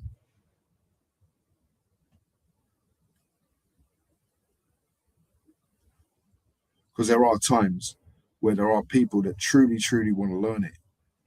And they know that they've got to do all of this stuff, which is basically to practice for hours. You've got to get blisters, all your fingers hurt. You've got to do it again and again and again. And I remember, and you meet all these big pop stars, I don't know who they are. They remember their first band, like, in the garage, or out in back. And they had the tune and they go, and again, oh, you got it wrong, you didn't start. And again, oh, I forgot this time. And again, you're not in tune. And again, oh, the drummer's missed it. Yeah. Over and over and over. And everyone's like that. Okay, let's do it again. Oh, we've all made a mistake. Start again. And that's the whole rehearsal. Okay, we've got 10 minutes for the rehearsal. Let's do it with the mistakes in it. As I'm doing now, when you see me play the bass, I've got to learn it. Then I've got to learn it. Then I've got to learn it. Some bass players just learn it. Other bass players try to learn it. And when you do, you start getting inside baseball. That's what happens to me. I do a bass line, it's really good, and I learn the inside baseball, and I want a new bass line. So that's what it is. It's the repetition. Even with me, it's not that I can, it's jazz. When it comes to jazz, I'm like one of these people that are 64 stone. So, do you want to play some jazz? I go, oh, I can't, I don't know. Go on, do his root and fifth. I don't know it. We're all like it. This is what it is with music as well. Mozart said it. No piece of music is finished. No piece of music is finished. You can always make it better. And that's what it is with people. No, more. And then you do more. It's like a Mandelbrot setting, because now you're doing more. Now you want to do more everywhere. It's like doing a drawing and doing the brickwork, and then like doing the sand. And you're not happy with the sand, and then now you want to put shadow in the sand. Then you realize there's got to be cracks in the sand. Then you look at the brick, it looks ordinary. You want to do all the brickwork again. And you look at it and you, I want to do it all from scratch. Because now I want to put the cracks in, the bricks, the shadow, the way the mortise is coming out here and going in there. That's what happens. Who was another one was like it, very famous composer, Mahler. Let's put some Mahler on. He was another one that would sit there for 10 years and go, see, Monty Python. And here we are with Mahler. And they all start laughing. And he goes, oh, C major. And you see the clock ticking, and he's there. And it's like they come back 15 years later and he still hasn't worked out what it should be. I think he was one of them. Let's see if we can get, just play anything, right? So, play this. So it's like, put his name in. And imagine being able to build an app with. So I think he was one of these composers that would sit there and go, oh, and it could be for months. And that's what it was with the Pink Floyd guys and the prog rock guys. They were exactly the same. They went through it. They'd sit there for 6 months trying to work it all out. So try some of this. What's it like? Turn it off once we know what it's like, kind of thing, or whatever.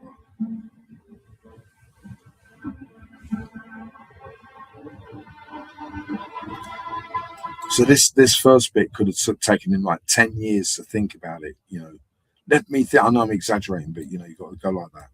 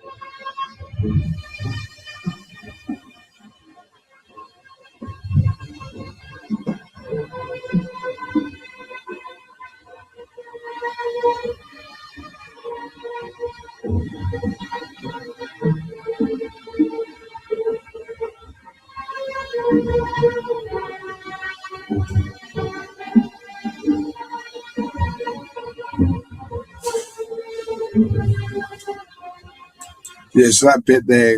Another guy that is a little bit like that to a certain degree is Alan Holdsworth. To a certain degree, it's like that. Guitarist Alan Holdsworth, because that's how he kind of does it. So when you listen to stuff like that, it's like modern music. You do it on synths now, and it sounds really good. It sounds modern. Brian Eno and all those guys used to do it. So he was one of them as well. So what it is with music, it can never be truly finished.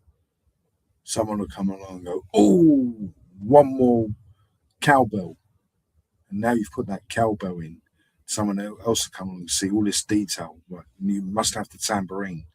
And all the discs have to be spinning at the same speed. And so you've got to strip out the tambourine and put that back in. Then it's too loud. So someone decides to put the bass in again and so on. It never ends. Like even art paintings, even sculptures, anything to do with art, anything to do with doing something, it never finishes, never perfect. So what it is with perfection, the only way of describing perfection is that perfection is a state of mind. You cannot produce it in the real world, in music, in anything, in art. You can get close, you go, this is almost perfect. It's almost perfect. Some people say it is perfect. Like there are what you call unquenchable perfects to a certain degree. But then you know that they could be better. That's what it is. You know, so even with 100 meters, we know that there may be a time where someone will run 8 seconds or something. Maybe not now, maybe not in 1,000 years, but maybe, you know, at that level. So yes, you know, thinking about music, and that's what it is sometimes. So when you learn a bass line, you can learn it, and then you've got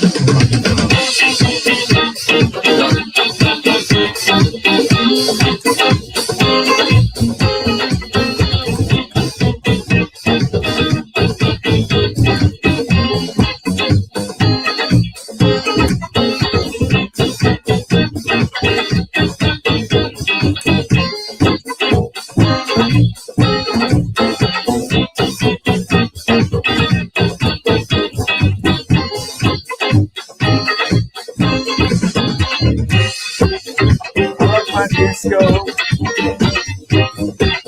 I like it nice. I like my disco.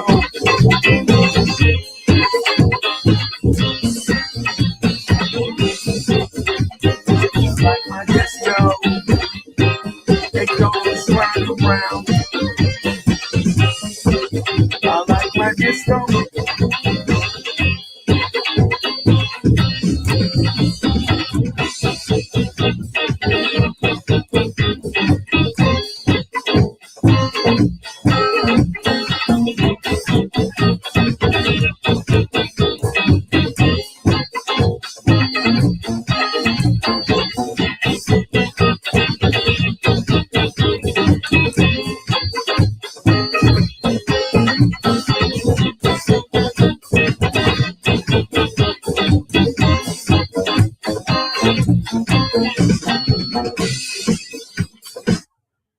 really rough.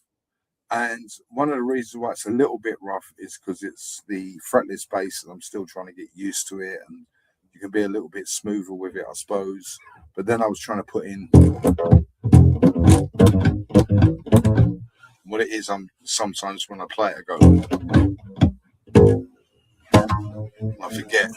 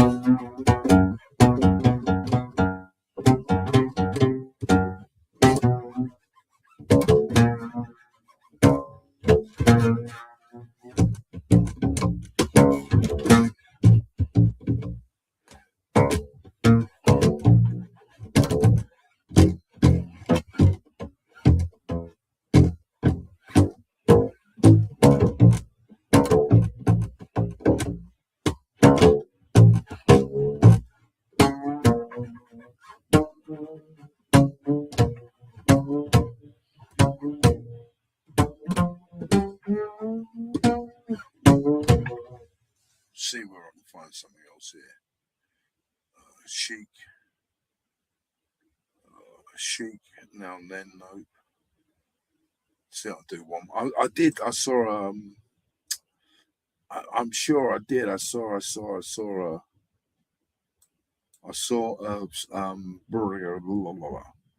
playlist. I can't find it. There was a playlist.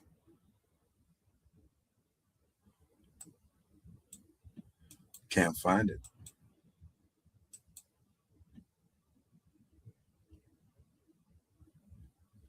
Now all I can find that. It's really weird because when I looked for this, I couldn't find the tune, and now all I can find is this. The freak.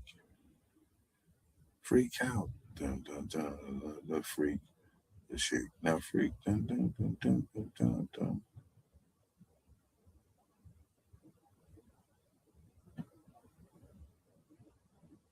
Let's see what this one is.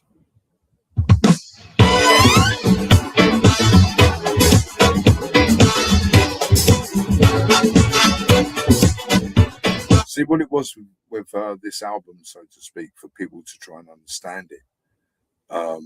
The hit tunes were played during the night, and the down tunes were played. Usually, down tunes were played at the beginning of the nightclub when no one was in. They put down tunes on. If someone liked them, then they might play them later on. The tune would pick up, or if not, they would leave it as a beginning tune. So some of these tunes are semi-well known, but not that well known off this album.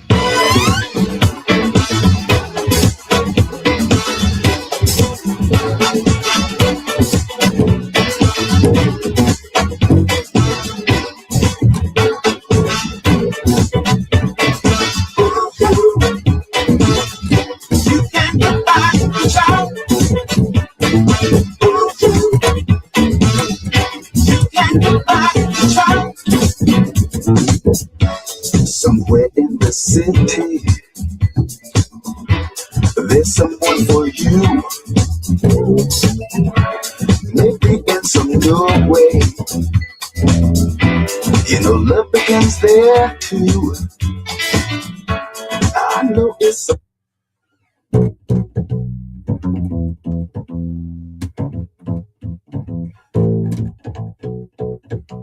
It's really weird when you see how sort of like you know, and then you think of, you know, Japan, all over the world, they use those same bass lines, the same like bass lines kind of thing, same kind of turnaround bass lines. It's really weird.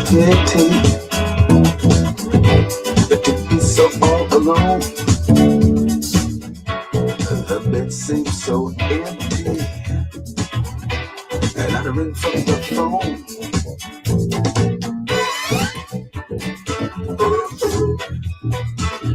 You can't get by, child.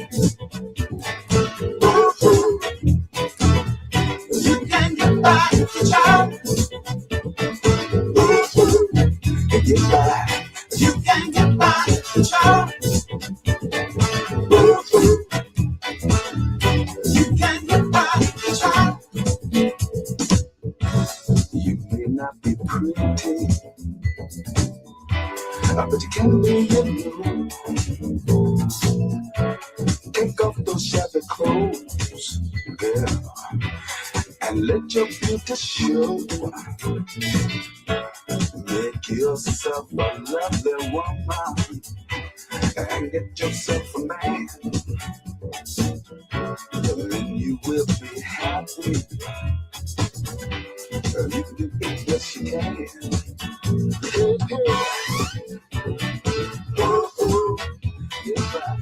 You can get by, child. You can get by, child. You can get by, child. Come on. You can get by.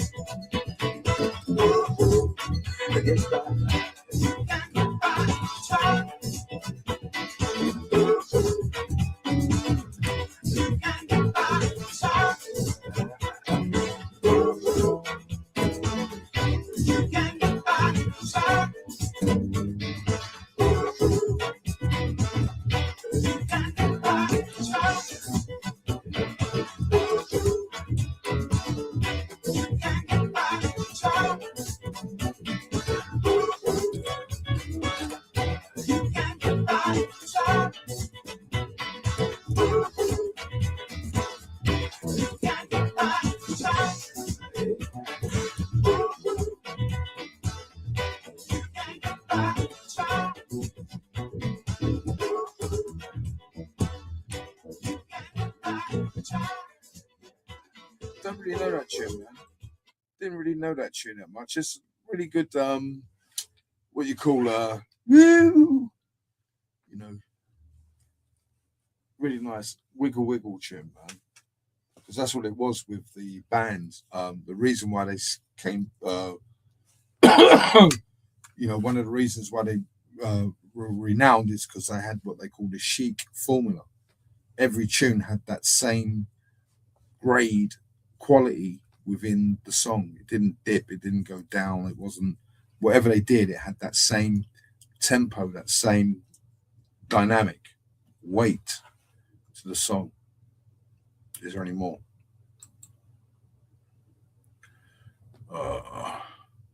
Falling in Love with You, yes. I think someone done a copy of this. Oh no.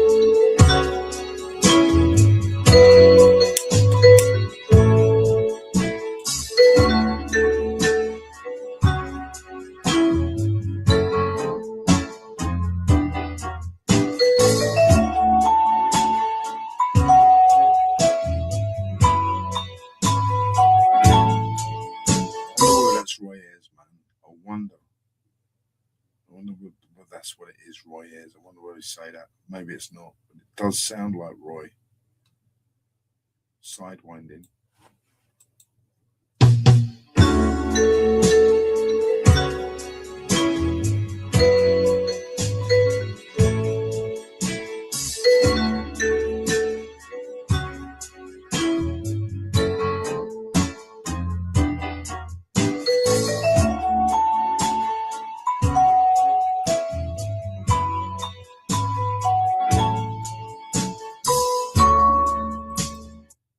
You know, imagine people look at the photograph of this Chic album and go, God, I wish I was there.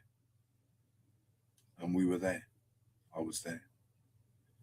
I think we'll keep to the up-tempo stuff. We're in Europe. We have to keep to the up-tempo. I should do that because it's more R&B, you know, switching down. But I thought it was Falling in Love. I remember that tune. Have you seen that?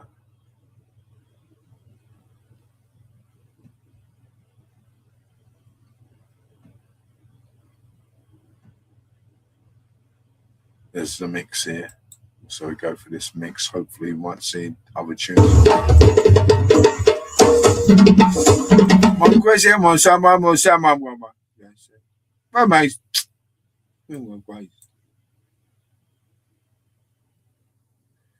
what's that? Not the freak. Oh no, not that. It's a general mix.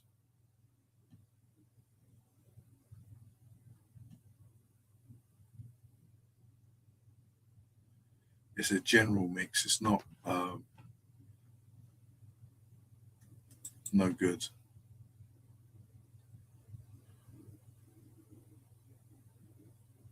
Right, let me just get another drink and maybe actually I think I'll switch off there. I'm just going to check the stats. It's going to be really low, but it doesn't matter about the stats being low. 8 views, yeah, back to the 9/11 stats.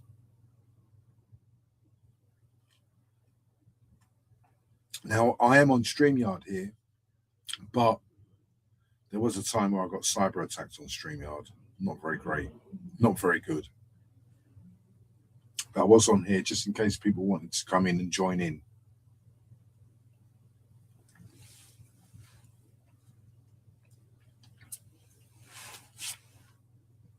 I'm not going to talk too much about, what's going on recently until more things develop, unless it gets serious. Remember, if it's World War III, don't wait for World War III.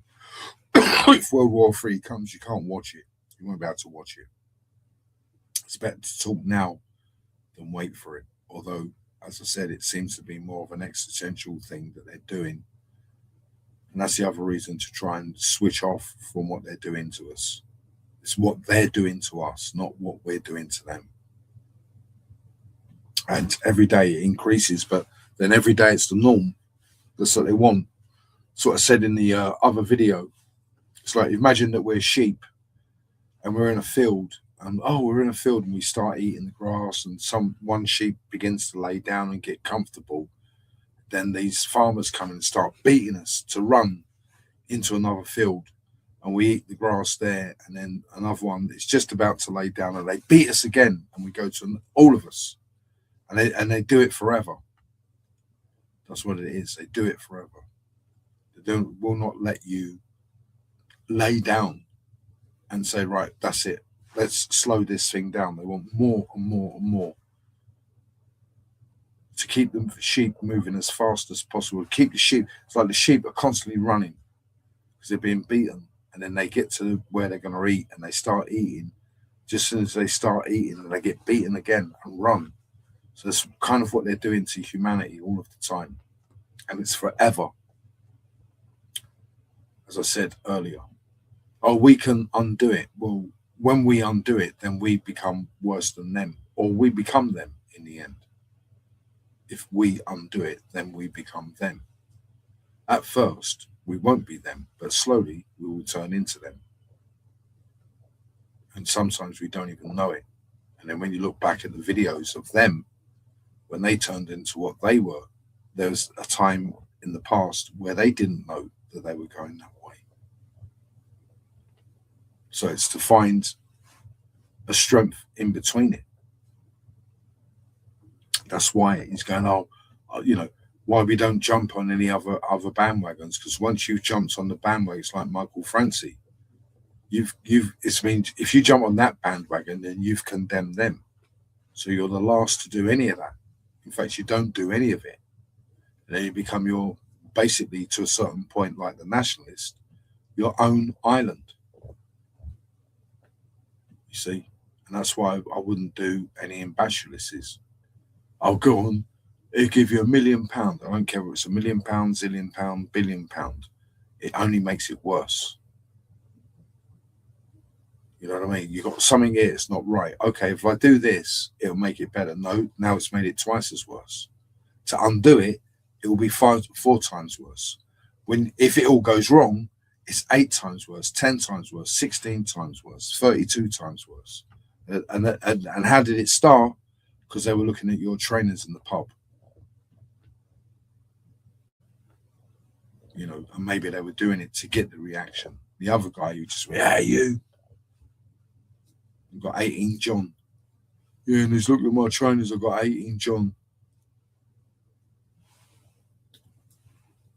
18 John, yeah, because he was looking at my trainers, innit? I can't have it.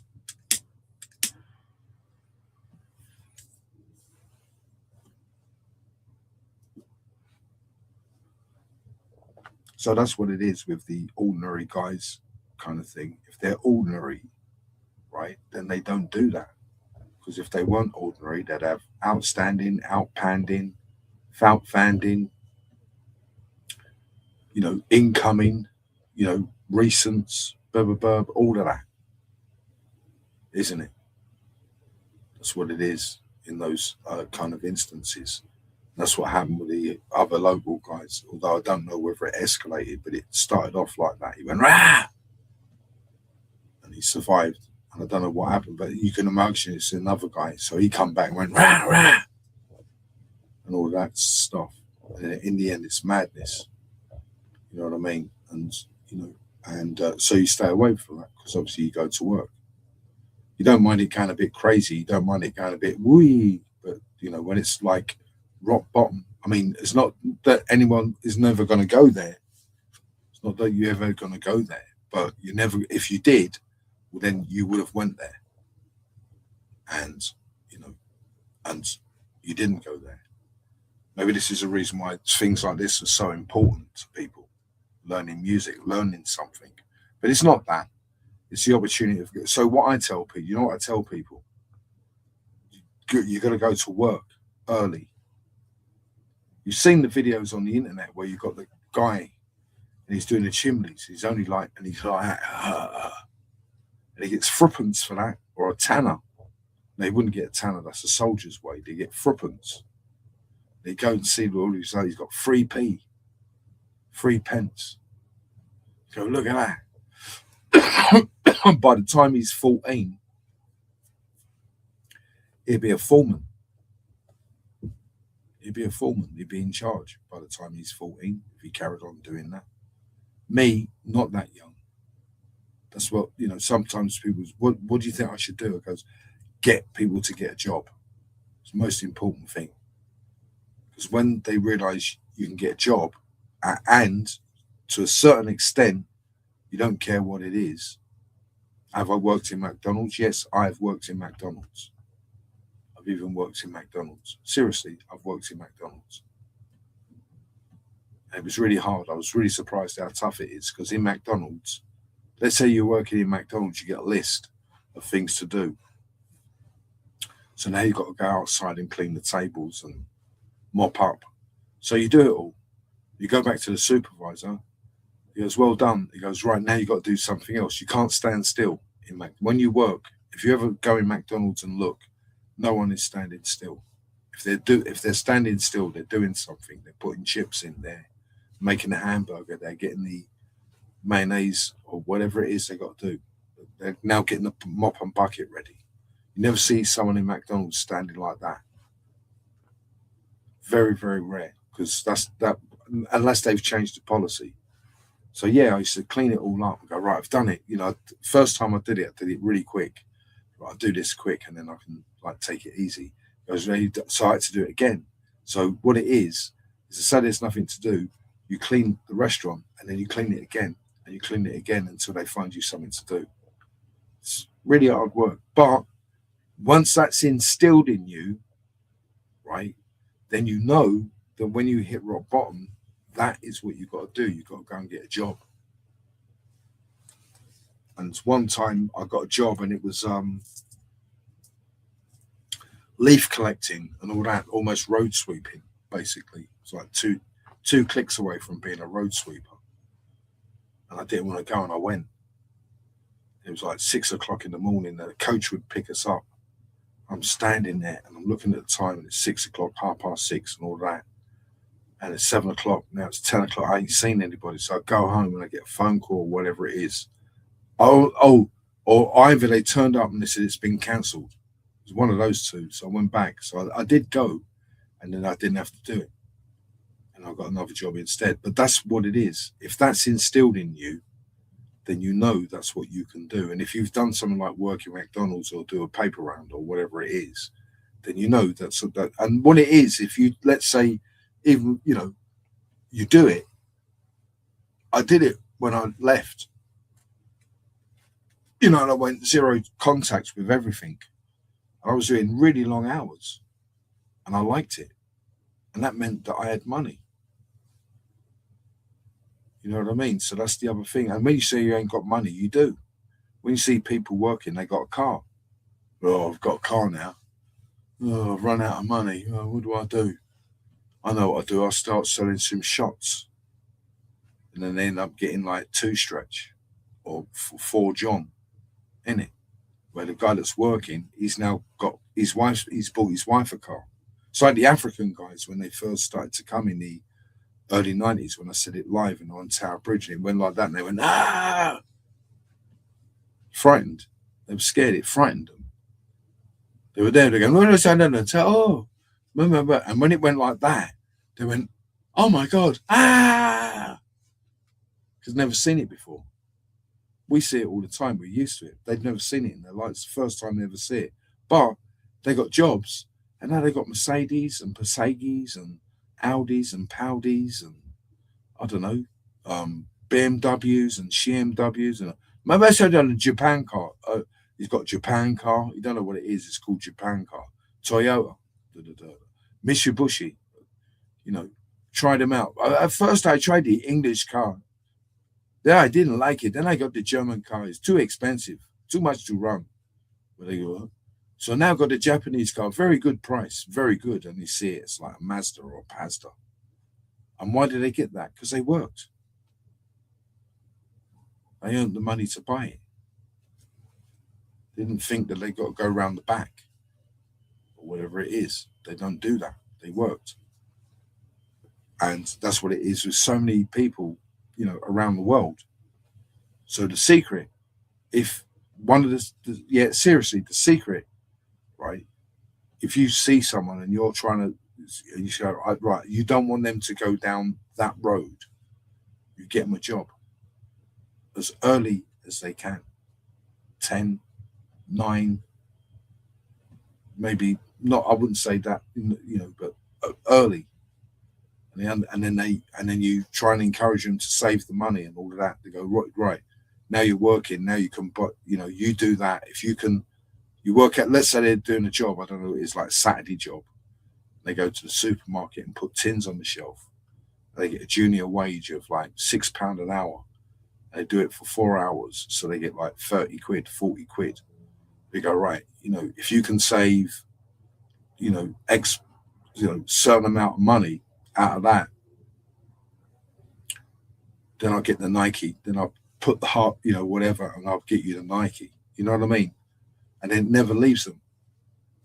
Once you know they're working, it's not like, oh, they did it one day, but once now they're working and they're getting up and they're working, they're coming back and it's all normal now. And they put the money in the box and they're not doing it. You ain't got to wake them up. You ain't got to do anything. They're doing it. And you get the reports back that they're working. Then that never leaves you.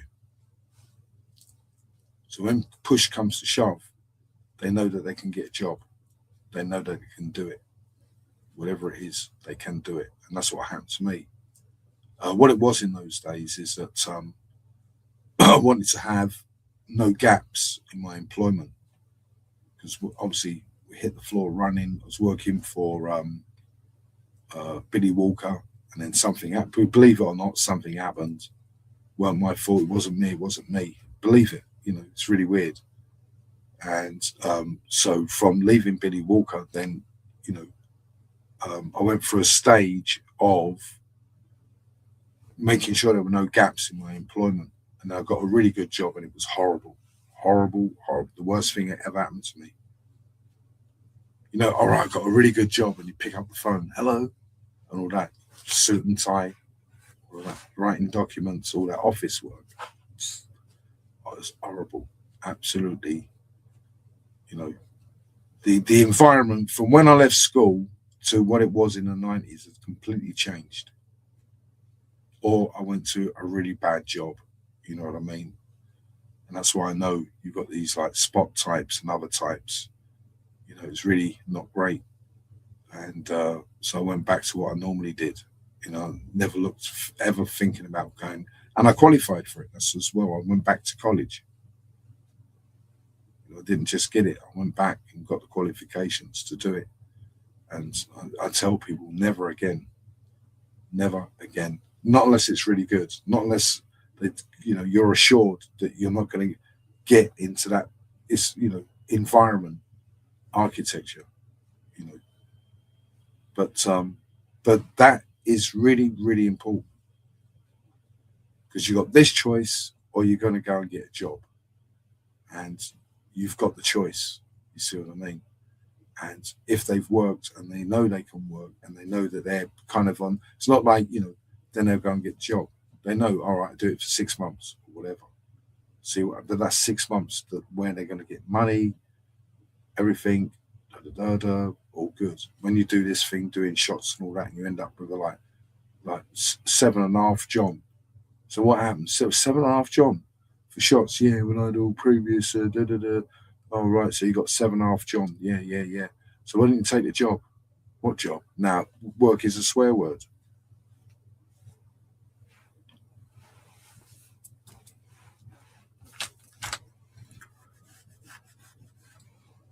So yes.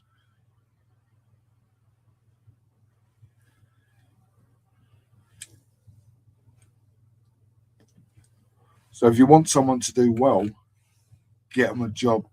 And what it would be, it's got to be tough, but not. The first job should be any job. Doesn't matter what it's going to be. It's too easy.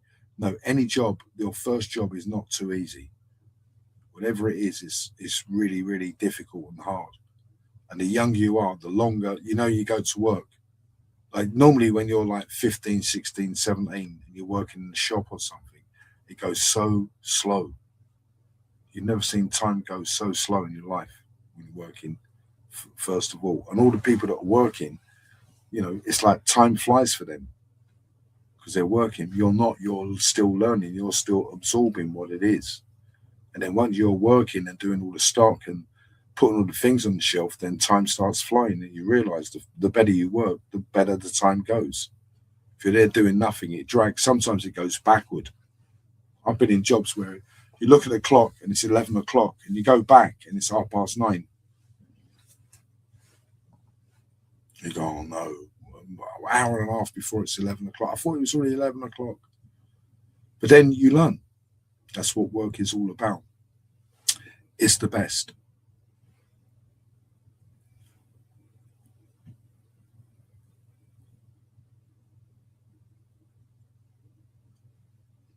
I think what it is to a certain degree is you've got to be prepared to do nearly anything.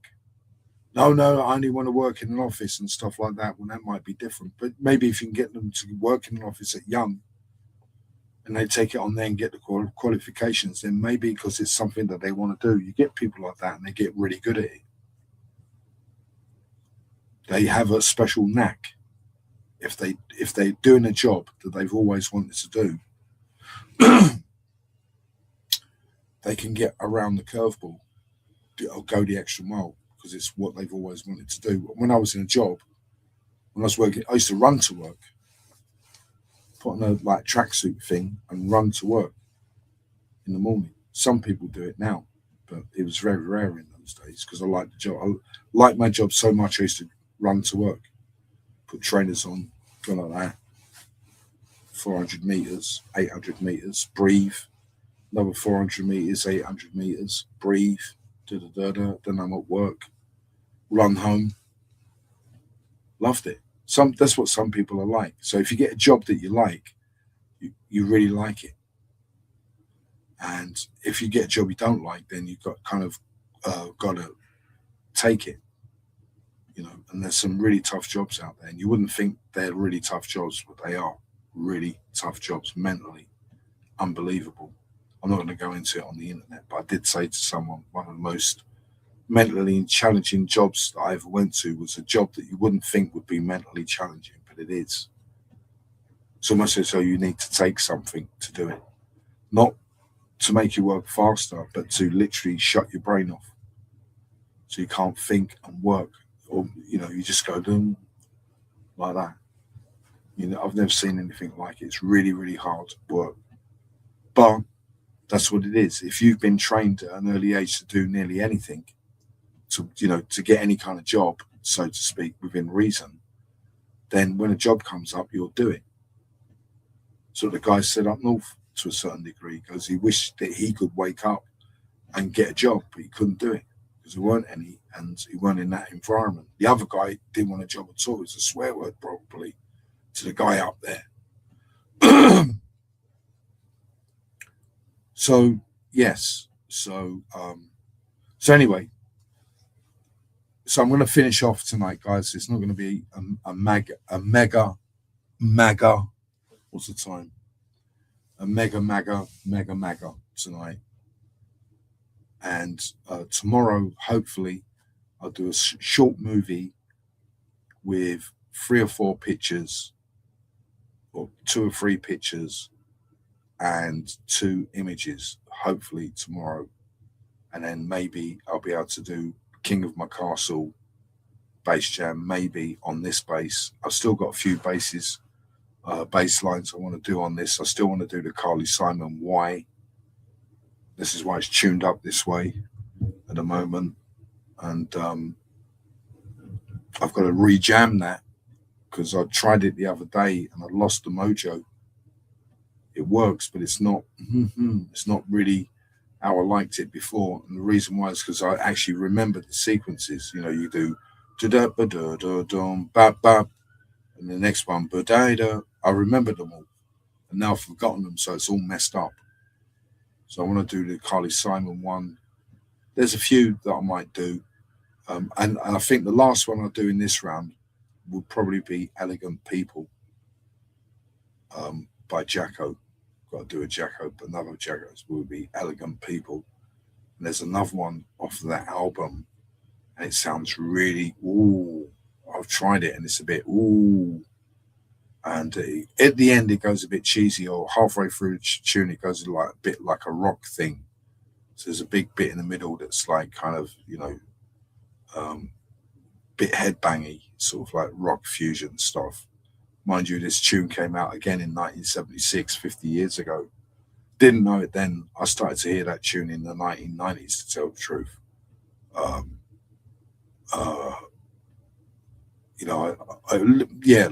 It was around about 1990. It could have been earlier, because I did get a few sort of like back catalogue Weather Report albums, and so I've got the Jacko bass here. So I've been playing it. I think that the bass needs to go to a shop, or I need to see someone so they can explain to me why the action keeps dropping. So I did it the other night, and I used a truss rod, and it's a little bit brighter. And now it's not as bright, or maybe it's me. It's like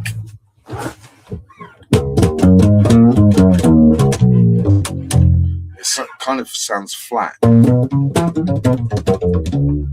When you play a bass with fretted strings, they don't sort of like go like this. They actually make a noise. But these don't. They kind of, so I'm not used to it.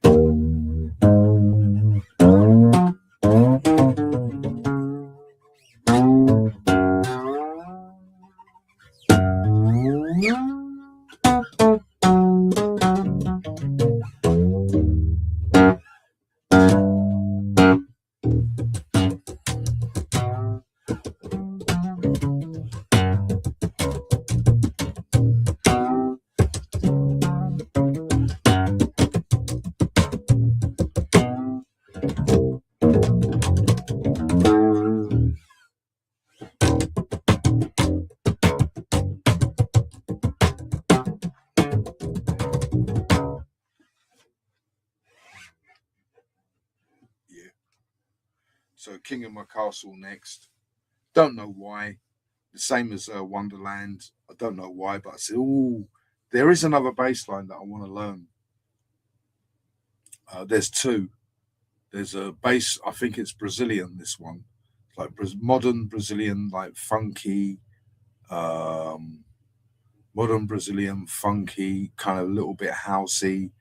It's very Jamiroquai-esque without the vocals. More than Jamiroquai-esque because he starts really going into it at the end. It's nasty.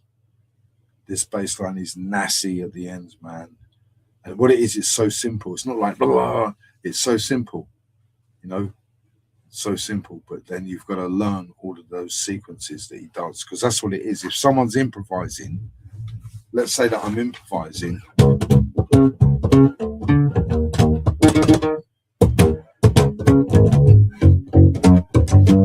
I go, I really like that. Then when I play it live, I might not play it exactly that way because I improvised it. So what it is, you've got to try and learn someone else's improvisation, even though it's really, really simple. You've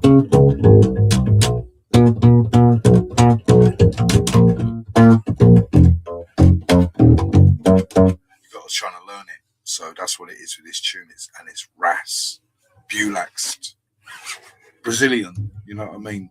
And it's like, it's really weird because it's